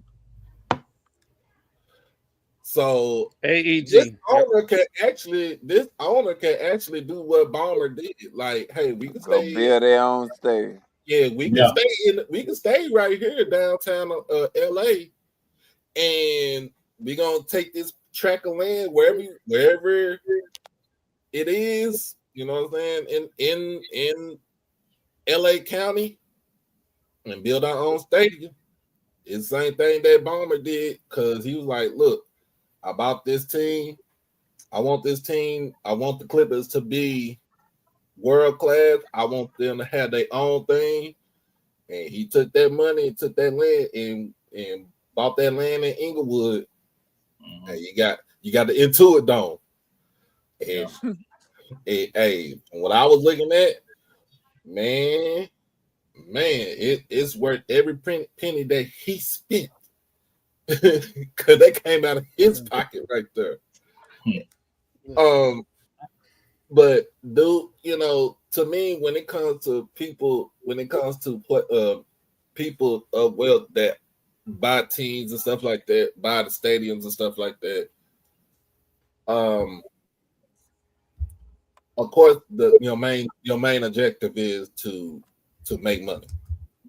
You know what I'm saying? Your main objective is supposed to make money. But what is your other objective? Do you want to be a champion or what? And I think, yeah, by them having new ownership now, I think the Lakers made a long-term championship move. Honestly, I don't think LeBron will be part of it. I think LeBron will be gone probably in about 2 years. If I had to take a wild guess and throw something at the wall and make it stick, I don't think it'd be 2 years. I think it'd be 1 year. I wouldn't shock me either. I think if new management, I think they overhaul the whole front office. I think Pelinka not gonna be the GM no more. You don't need to be. You like, to me, just when you come in, just clean house, get your own folks up in there. Exactly. Get somebody that knows basketball, and you. Hey, guess what? Since you got a new ownership, JJ Redick. Hey, this is a tryout for you now. This is a tryout for you to see if you can actually really coach. I'll just say this. I wish JJ Redick the best. Unfortunately, those plumbers want him to fail miserably. Oh, yes. Bob Cousy sends his regards. 100%. So somebody else got paid today. And I really was looking. I was really looking for the clip of Becky with the good hair. But you know what? Shout out to Ime Udoka. He secured the bag today because the Lakers picked up the phone and called the Rockets about their coach. And my understanding is the Rockets ownership said, fuck no, and hung up the phone. I am happy for Ime. Again, this could be a perfect situation to where he rebuilds his legacy. Because right now, all we know him for is Becky with the good hair. That's all we know him for right now. I know him for getting my Rockets to a 50-win season. See, that's when you come around here with that negativity, and we don't need that. We hadn't had a 50-win season in 5 years until he may come into town. He's an excellent coach. I just know him for being Nia Long's hey baby dad. Cheating on Nia Long is crazy, but you know that's it's diabolical work, bro. That is nasty work. You know, but it's a couple of New York that Knicks called us. See, look, the Knicks called us and said, "Hey, we want to talk to Ime. Is that okay?" It said nope. Dial tone. As soon as you said it, I was like, no, like there's no fucking way. That we didn't had. Did we say that last week when he was talking? I didn't want Ime.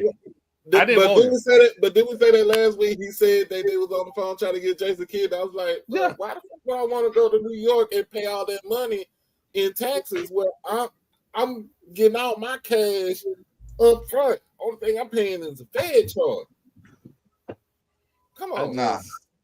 Knicks need to keep searching for a coach. Shout out to Ime. You know, he is doing amazing work in Houston. All jokes aside, but it's only two dudes that got Hall of Fame fumbles: Ahmad Rashad, Ime Udoka. They are Hall of Fame fumbles. And still, I really still want to know.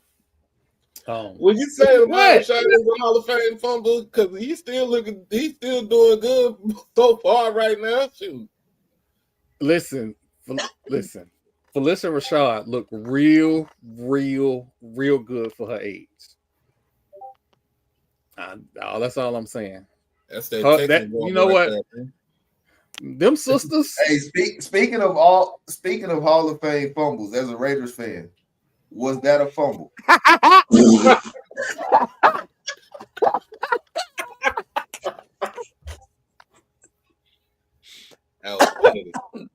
Damn.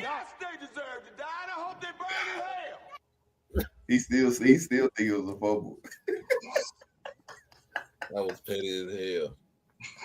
Fuck Tom Brady. But funny. That's why he got so much disdain for Tom Brady right there. Speaking of fumbles, that right there. Tuck rule too. Am I looking at what I think I'm looking at? Is the last OKC dude picked are getting their ass whooped. The last dude picked on a pickup ball court is absolutely balling. Yeah. And has given Halliburton free reign. Oh my God, that was a dunk. Wow, at the half. Jeez. Who was that jumped? Who was that jumped? Who jumped and is now on the poster? Who was that? I can't go back on this TV. Dang.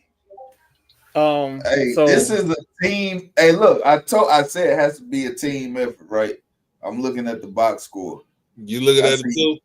Yeah, I'm looking at the box score. I see 10 points, 9, 12, 9, 8, 8. That tell me this is a team effort. And and this is how they got to the finals, is playing as a team. It has never been a one-man show as much as we talked about Halliburton with his late game heroics. They have gotten to this point by playing together. That's the only way they're going to force Game 7. They better close it out because 18 points is not a guaranteed win in this league. This game is far from over. Facts. Look at Reggie.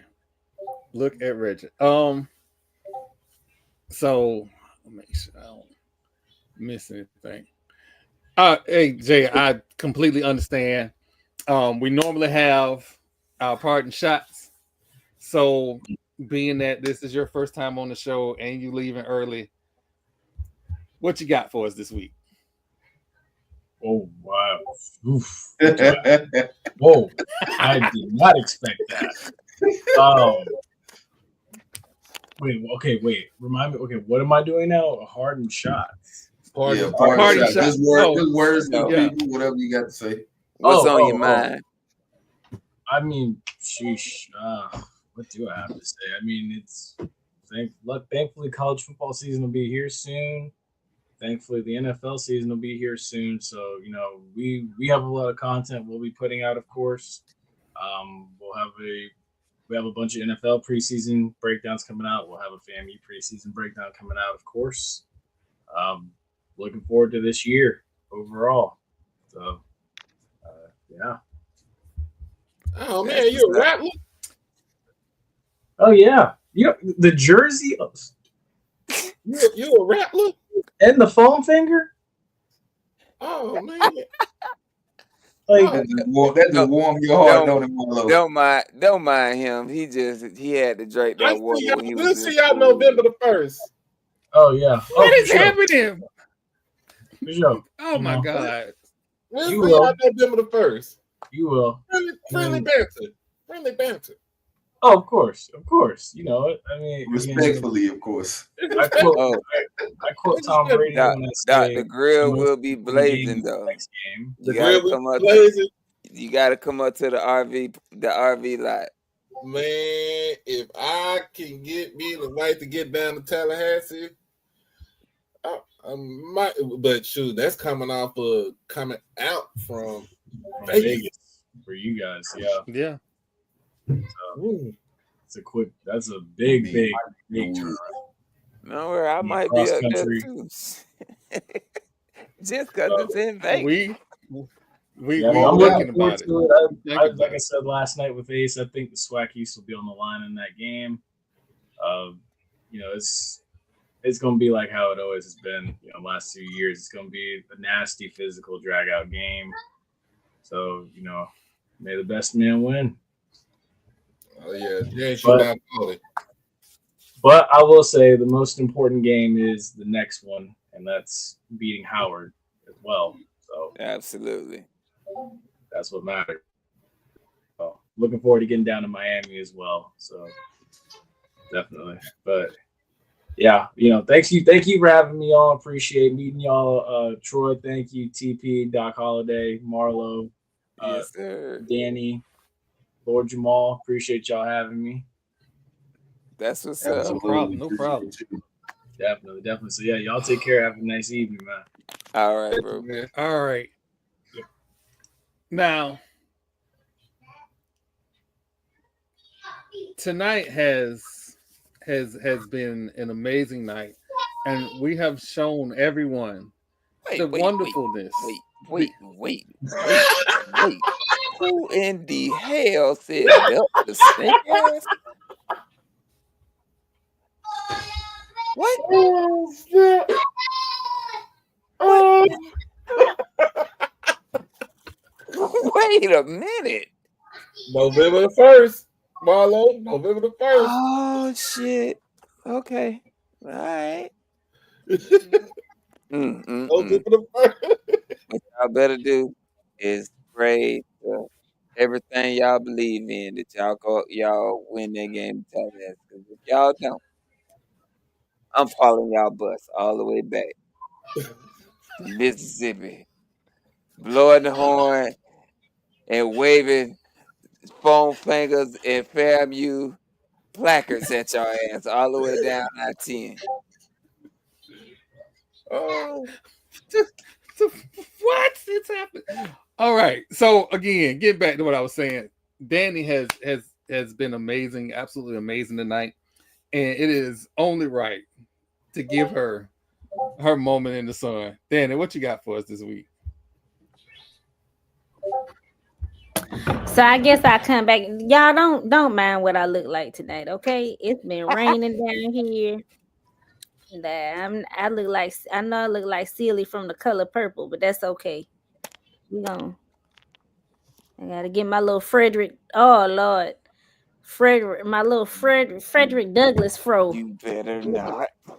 Hey, it's Juneteenth, baby.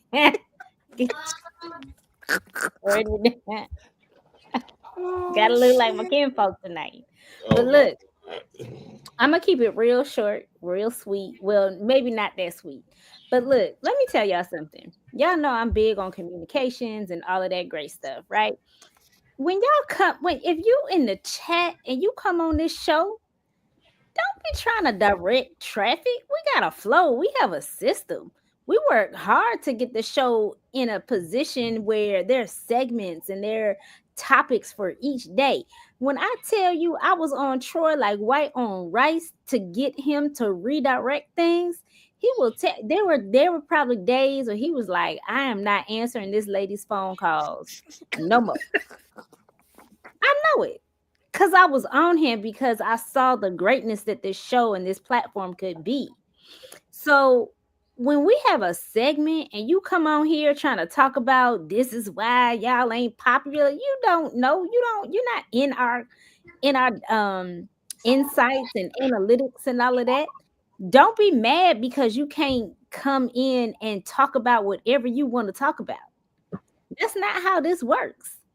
The segments that we have for the show, I mean, there's fan engagement, but that's what the comment section is for. And if you follow the show, then you would know the flow of the show. I'm saying all of that to say, drink some water and mind the business that pays you, and understand that for everything there's etiquette. There's a flow for everything. You don't go into your boss's office talking about this is why you ain't do this, because you would be out of a job. There's a reason why some of y'all aren't the hosts on a podcast, because you have one thing that you want to talk about and you don't have enough knowledge to talk about anything else. So just because you have an opinion doesn't mean that you get to hop on a show and give your opinion. That's not how this works. But how it does work is that when you say something off the cuff, you get to hear from me. Now, I'm gonna keep it as nice and pretty as possible. I promise I am. I didn't cuss them out. I didn't say nothing off the cuff or anything like that. But I will always protect my people. Always. Always. That will always happen. So don't come into the comment section, into the DMs, into a private chat, into anything. Coming for people. We done had that happen a couple times in the last couple weeks, and it didn't go over that well for the person. It really didn't.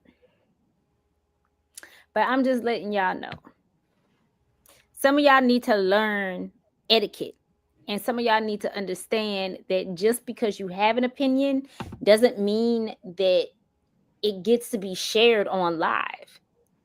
If that's what you want to do, create your own podcast. And if you need help with the branding, then you can reach out to me and I'll help you with that. Okay? But we got to stop with this attacking everything that we don't agree with is a problem. Like that's what's going on in the political world, right? You got the flaming hot Cheeto in office upset because people disagree with him. We have to get to the point where we're grown enough and we're mature enough that when people have an opinion that differs from ours, that our immediate response is not to go on the attack and name call and do all this crazy stuff. And if you need a reminder of how I respond, Troy can find the clip where he talked about how I will cuss you out without saying a cuss word and send you to hell and have you pack your own bag. That's me. Because there's a time and place for everything, and there's a way that we do things. And as the platform grows, there's going to be more processes and systems in place to make it function better. And I'm here for it. And I'm excited for it. But trust and believe, for all you thumb thugs out there, you can catch the same hell that you're trying to give us. It's open. It's open and given freely. Yeah. Happy Juneteenth. Oh shit. Ooh. That just warms the heart, don't it? That just warms the heart. Jamal. Yeah, Frederick Douglass is out now, y'all. Hey, y'all, if I turn to the side, I look like Frederick Douglass, don't I? Oh shit. Lord, I might have. What is she doing? What are we doing? Look like that picture. Is it the right side or the left side? Actually, because I know we running late. TP, sir, what you got for us this week since your coach done got his money? Hey, I told y'all leave my coach alone, man. Hey, Ime Udoka, congratulations on the contract extension. Only, good things going forward. We got to get Jalen Green to superstar status. But the only person stopping Jalen Green from being superstar status is Jalen Green. But you doing your job as the head coach is going to push him to that next level. We had a tough season, but hey, at the end of the day, there's always another year. There's a year to get better. There's weeks leading up to the season that we have to be as prepared as possible. Hoping for another 50-plus win season, and we go from there. In other news, we are getting very, very close to the NFL season, and the Bengals still ain't signed their pass rushers. They gave all this money to the offense and just said defense figure it out. They done let a lot of their key players go that were actually playing defense for them, because everybody on that defense last year didn't play defense. They were just out there for the aesthetic. And y'all letting the ones go that actually wanted to play for y'all. So I hope the Bengals lose every game. Oh, they start out 0-17 because there's no way that you tell a man, "Hey, we'll revisit your contract after we see if you still able to produce," and then he goes out and leads the NFL in sacks, and we still like, "Oh well, I don't know, man. We still got some things we got to figure out." Now that ain't shit to figure out. Pay the man. Stop bullshitting. But outside of that, it is Juneteenth. Happy Juneteenth to all people. You know, especially the ones that look like me, because at one point in this country we were not free. You know, they like to talk about Independence Day is for everybody. Well, in 1776, people that look like me wasn't free in the South. They were still in chains. They were still out in the field, and that was our reality. And also our reality, even when they supposedly set us free, they still weren't free. And even after June 19th, they still weren't free. We're still fighting for freedoms today. But that was a pivotal moment in our history forward. So we take this time to appreciate having our freedom, having the ability to prosper in a country that still don't want us to prosper. But we're going to get there, and it's a fight that we still going to continue to fight, and we will never stop asking for our reparations because we know what's owed to us. But, you know, with all that, happy Juneteenth, hug your family, tell your family you love them, give people their flowers when they earn them. Hey, and I'll see y'all next week. I do want y'all to go follow Danny on Twitter. She is fucking hilarious. I just saw that tweet. Oh my. Jamal, sir, what you got for us this week?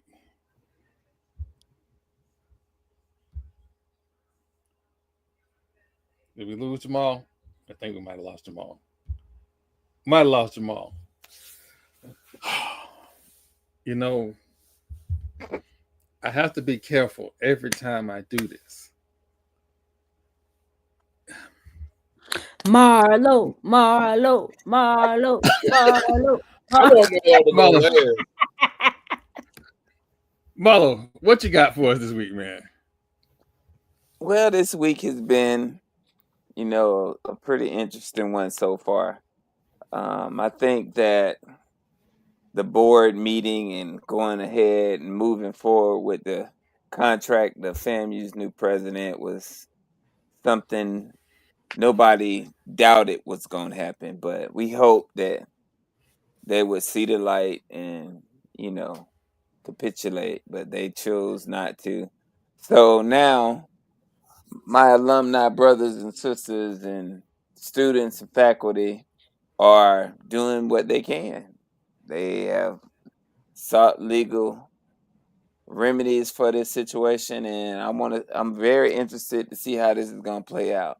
Me being the person I am, if I am going into a situation where I know the lion's share of the people I will be interacting with on a day-to-day basis don't want me there, it would be very hard for me to accept the position if there wasn't an ulterior motive behind it.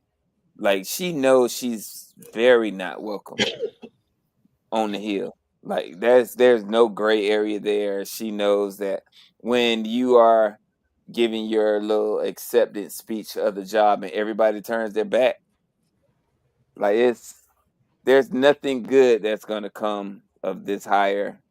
I hope to be proven wrong. I really do, because all I want is for FAMU to rise and, you know, move to the next level.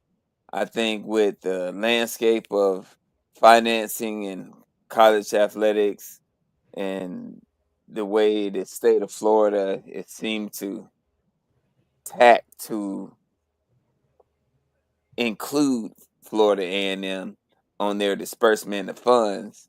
I'm very interested to see where this is, because, you know, I remember very lean times, even when I was an athlete on the yard. So I'm really interested to see where this goes. I'm interested to see what this upcoming football season is going to look like, because it's going to be different for a lot of teams. Like, a lot of teams are going to be trying to navigate a new space, especially in the SWAC, where you can have 102 scholarships on the football team. Now, I ain't never heard of that. So it's all going to be different. But I'm here for it. I'm interested in it. And there's a lot of SWAC teams that are going to bolster because of the decision, and then there's others like that school in Daytona that's not. When you're a private school, you don't get the luxury of sharing in the revenue that the state has put for that. It can't help your organization. It can only hurt. So it's not like I'm gonna be sad that their organization ain't getting helped, but when I hit that bag and y'all stadium and everything be orange and green, y'all can thank me later. But that's all I got, and whoever put Hell Wildcat HBCU band talk, hell to the Wildcats. Hell with them. That's all I got. Every week, I gotta say That was mild this again. week, though. That was just I know, That but was- I want to make sure for the Wildcats that do watch the show that we do appreciate their front office and their SID department. They're very nice people. They have been very nice people. Yeah, they're great. They just make bad decisions on where they choose to work and get their education and raise their kids. Like, Never mind. It's no longer mild. Hey Doc, what you got for us this week, man? Because I take it back. is Marlo. Yeah, I really ain't got too much in anything this week. I did my show yesterday, my Juneteenth show yesterday. It was a good turnout last night.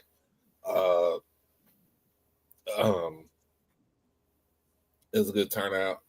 But first and foremost, happy Juneteenth to everybody, especially for us here in Texas.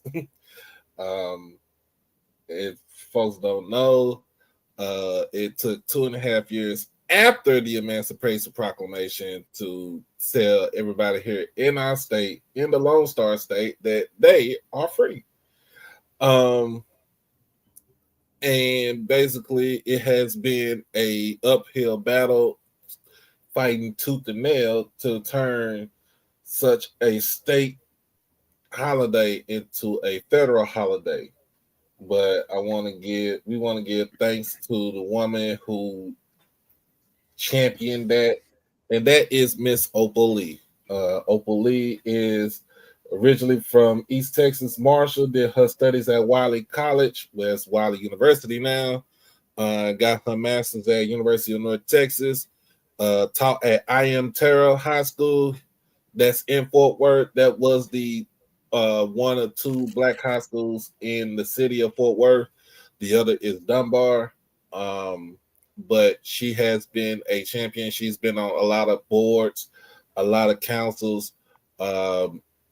She's done a lot for Fort Worth. Basically, we all know that she did a walk from Fort Worth all the way to Washington, D.C. to champion basically getting Juneteenth as a federal holiday. That dream came true in 2021 when Joe Biden, when he was the president in his first full year as the president of the United States. He signed the bill declaring Juneteenth a federal holiday. So now that's the reason why a lot of folks, if you work in state or federal government jobs, you get to have this holiday off. And just like TP said, don't tell me about 4th of July anymore, because at one point in time, we were not considered human.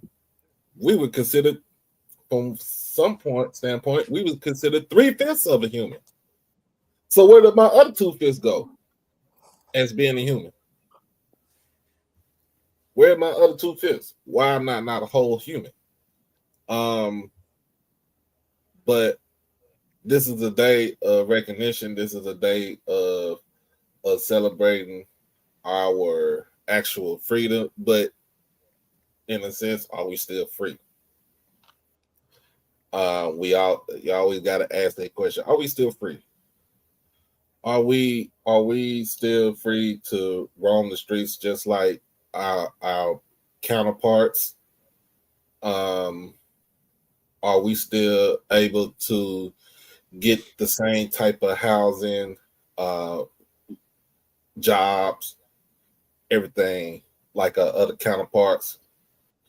And that answer is pretty much an emphatic no, because they still do redlining, they still do gerrymandering, they still intimidate with police, they still intimidate with all these laws to make it harder for us to live in this country. They always tell us to go back to Africa and stuff like that, but damn, I was born on 2224 East Keys Boulevard here in Dallas, Texas. But do we tell them to go back to Portugal? Do we tell them to go back to Spain? Do we tell them to go back to England? Do we tell them to go back to the Netherlands? Do we tell them to go back to France? No. A lot of people see it as we want it to be, we just want the same things that they do. And in fact, we do. We want the same things that they do. But I would rather be separate and do it with my own people than to be integrated and do it with y'all, because for the simple fact that I can champion what I do with my people and keep what we can keep to ourselves. At the end of the day, this is something that this is a holiday that we all need to really, really look at, really read about, really study, because you never know, they might try to put us back in chains, and not even literal chains, but chains of despair, chains of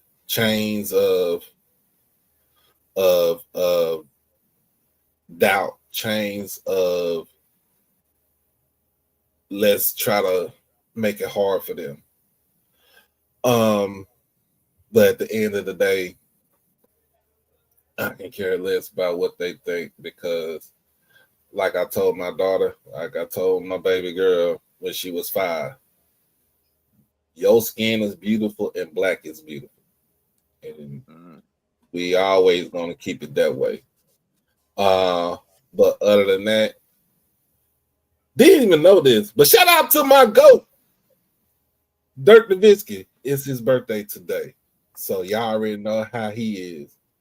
Shout out to our GOAT for the Mavericks, Dirk Nowitzki.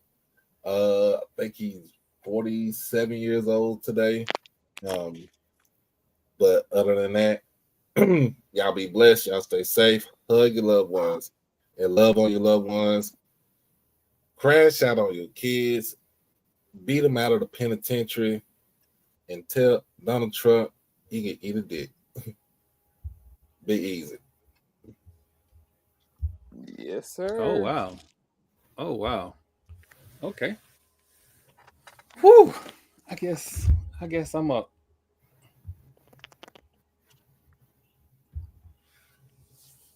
All right. So first off, I want to thank Jay Peeps for coming to the podcast.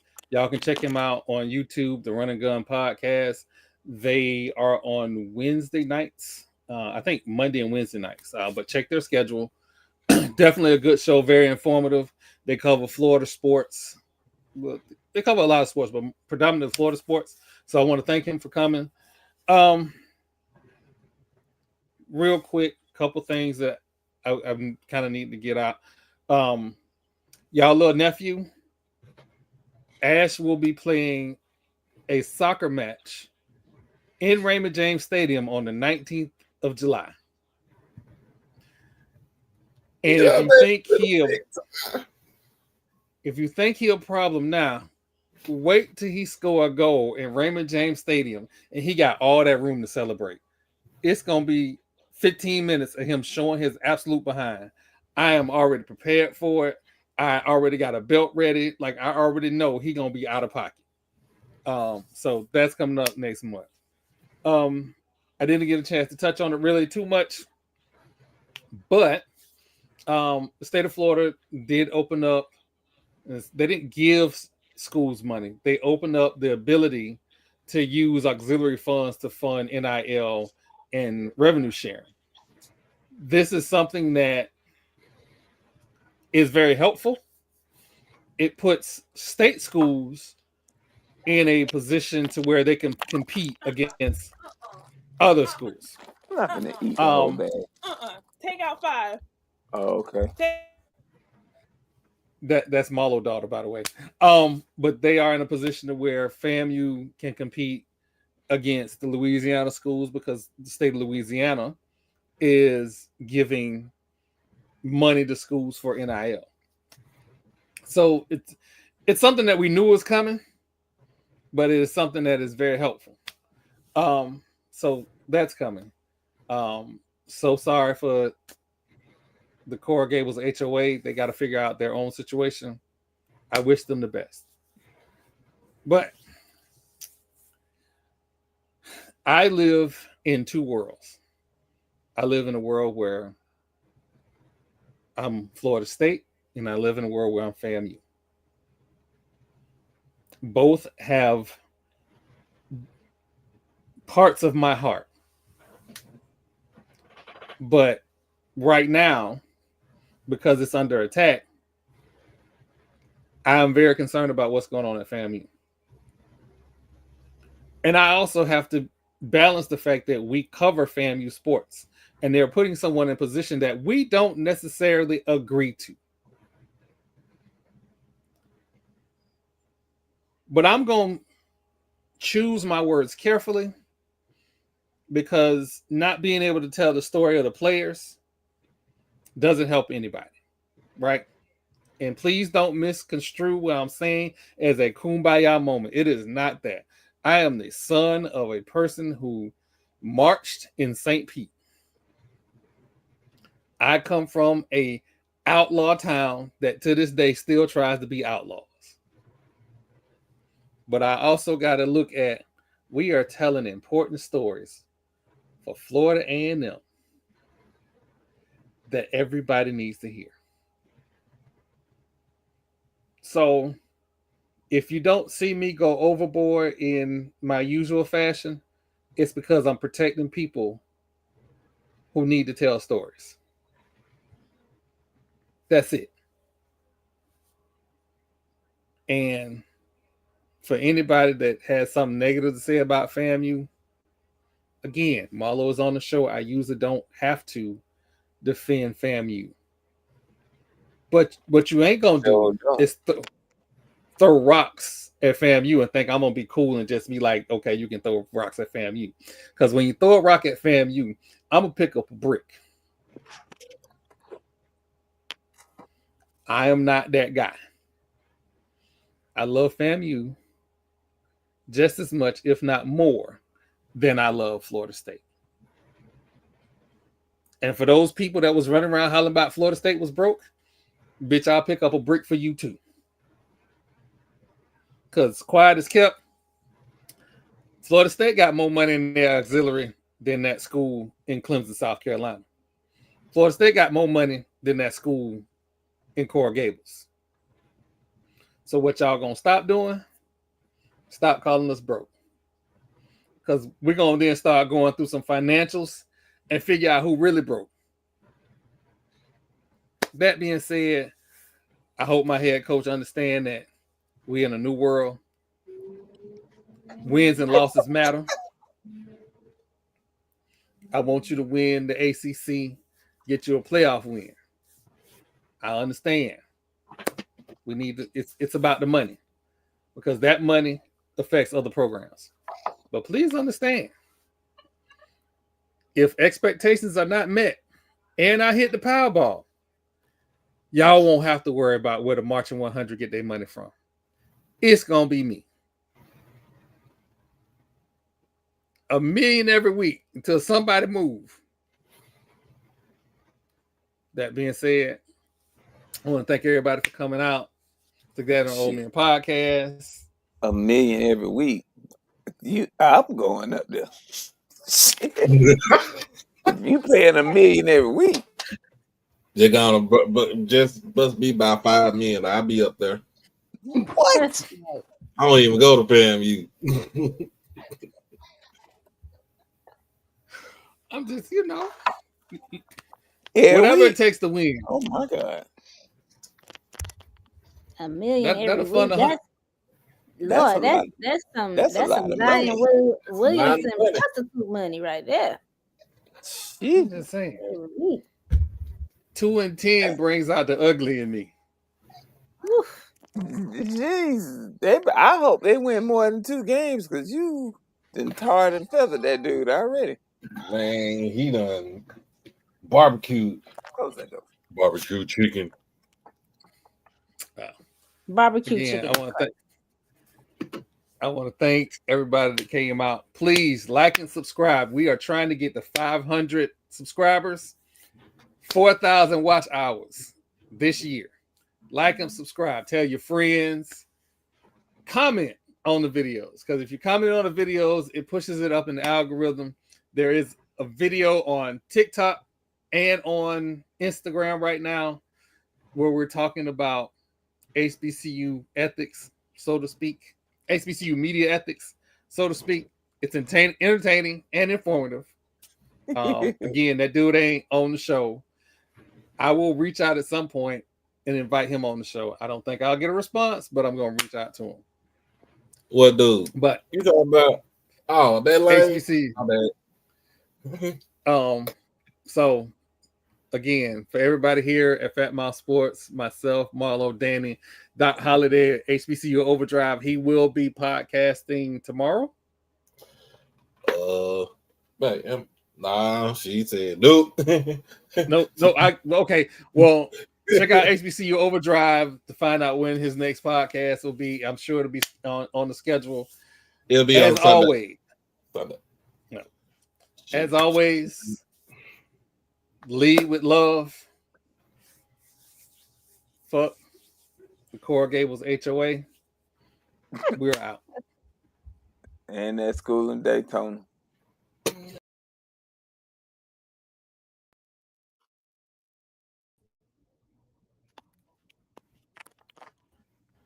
You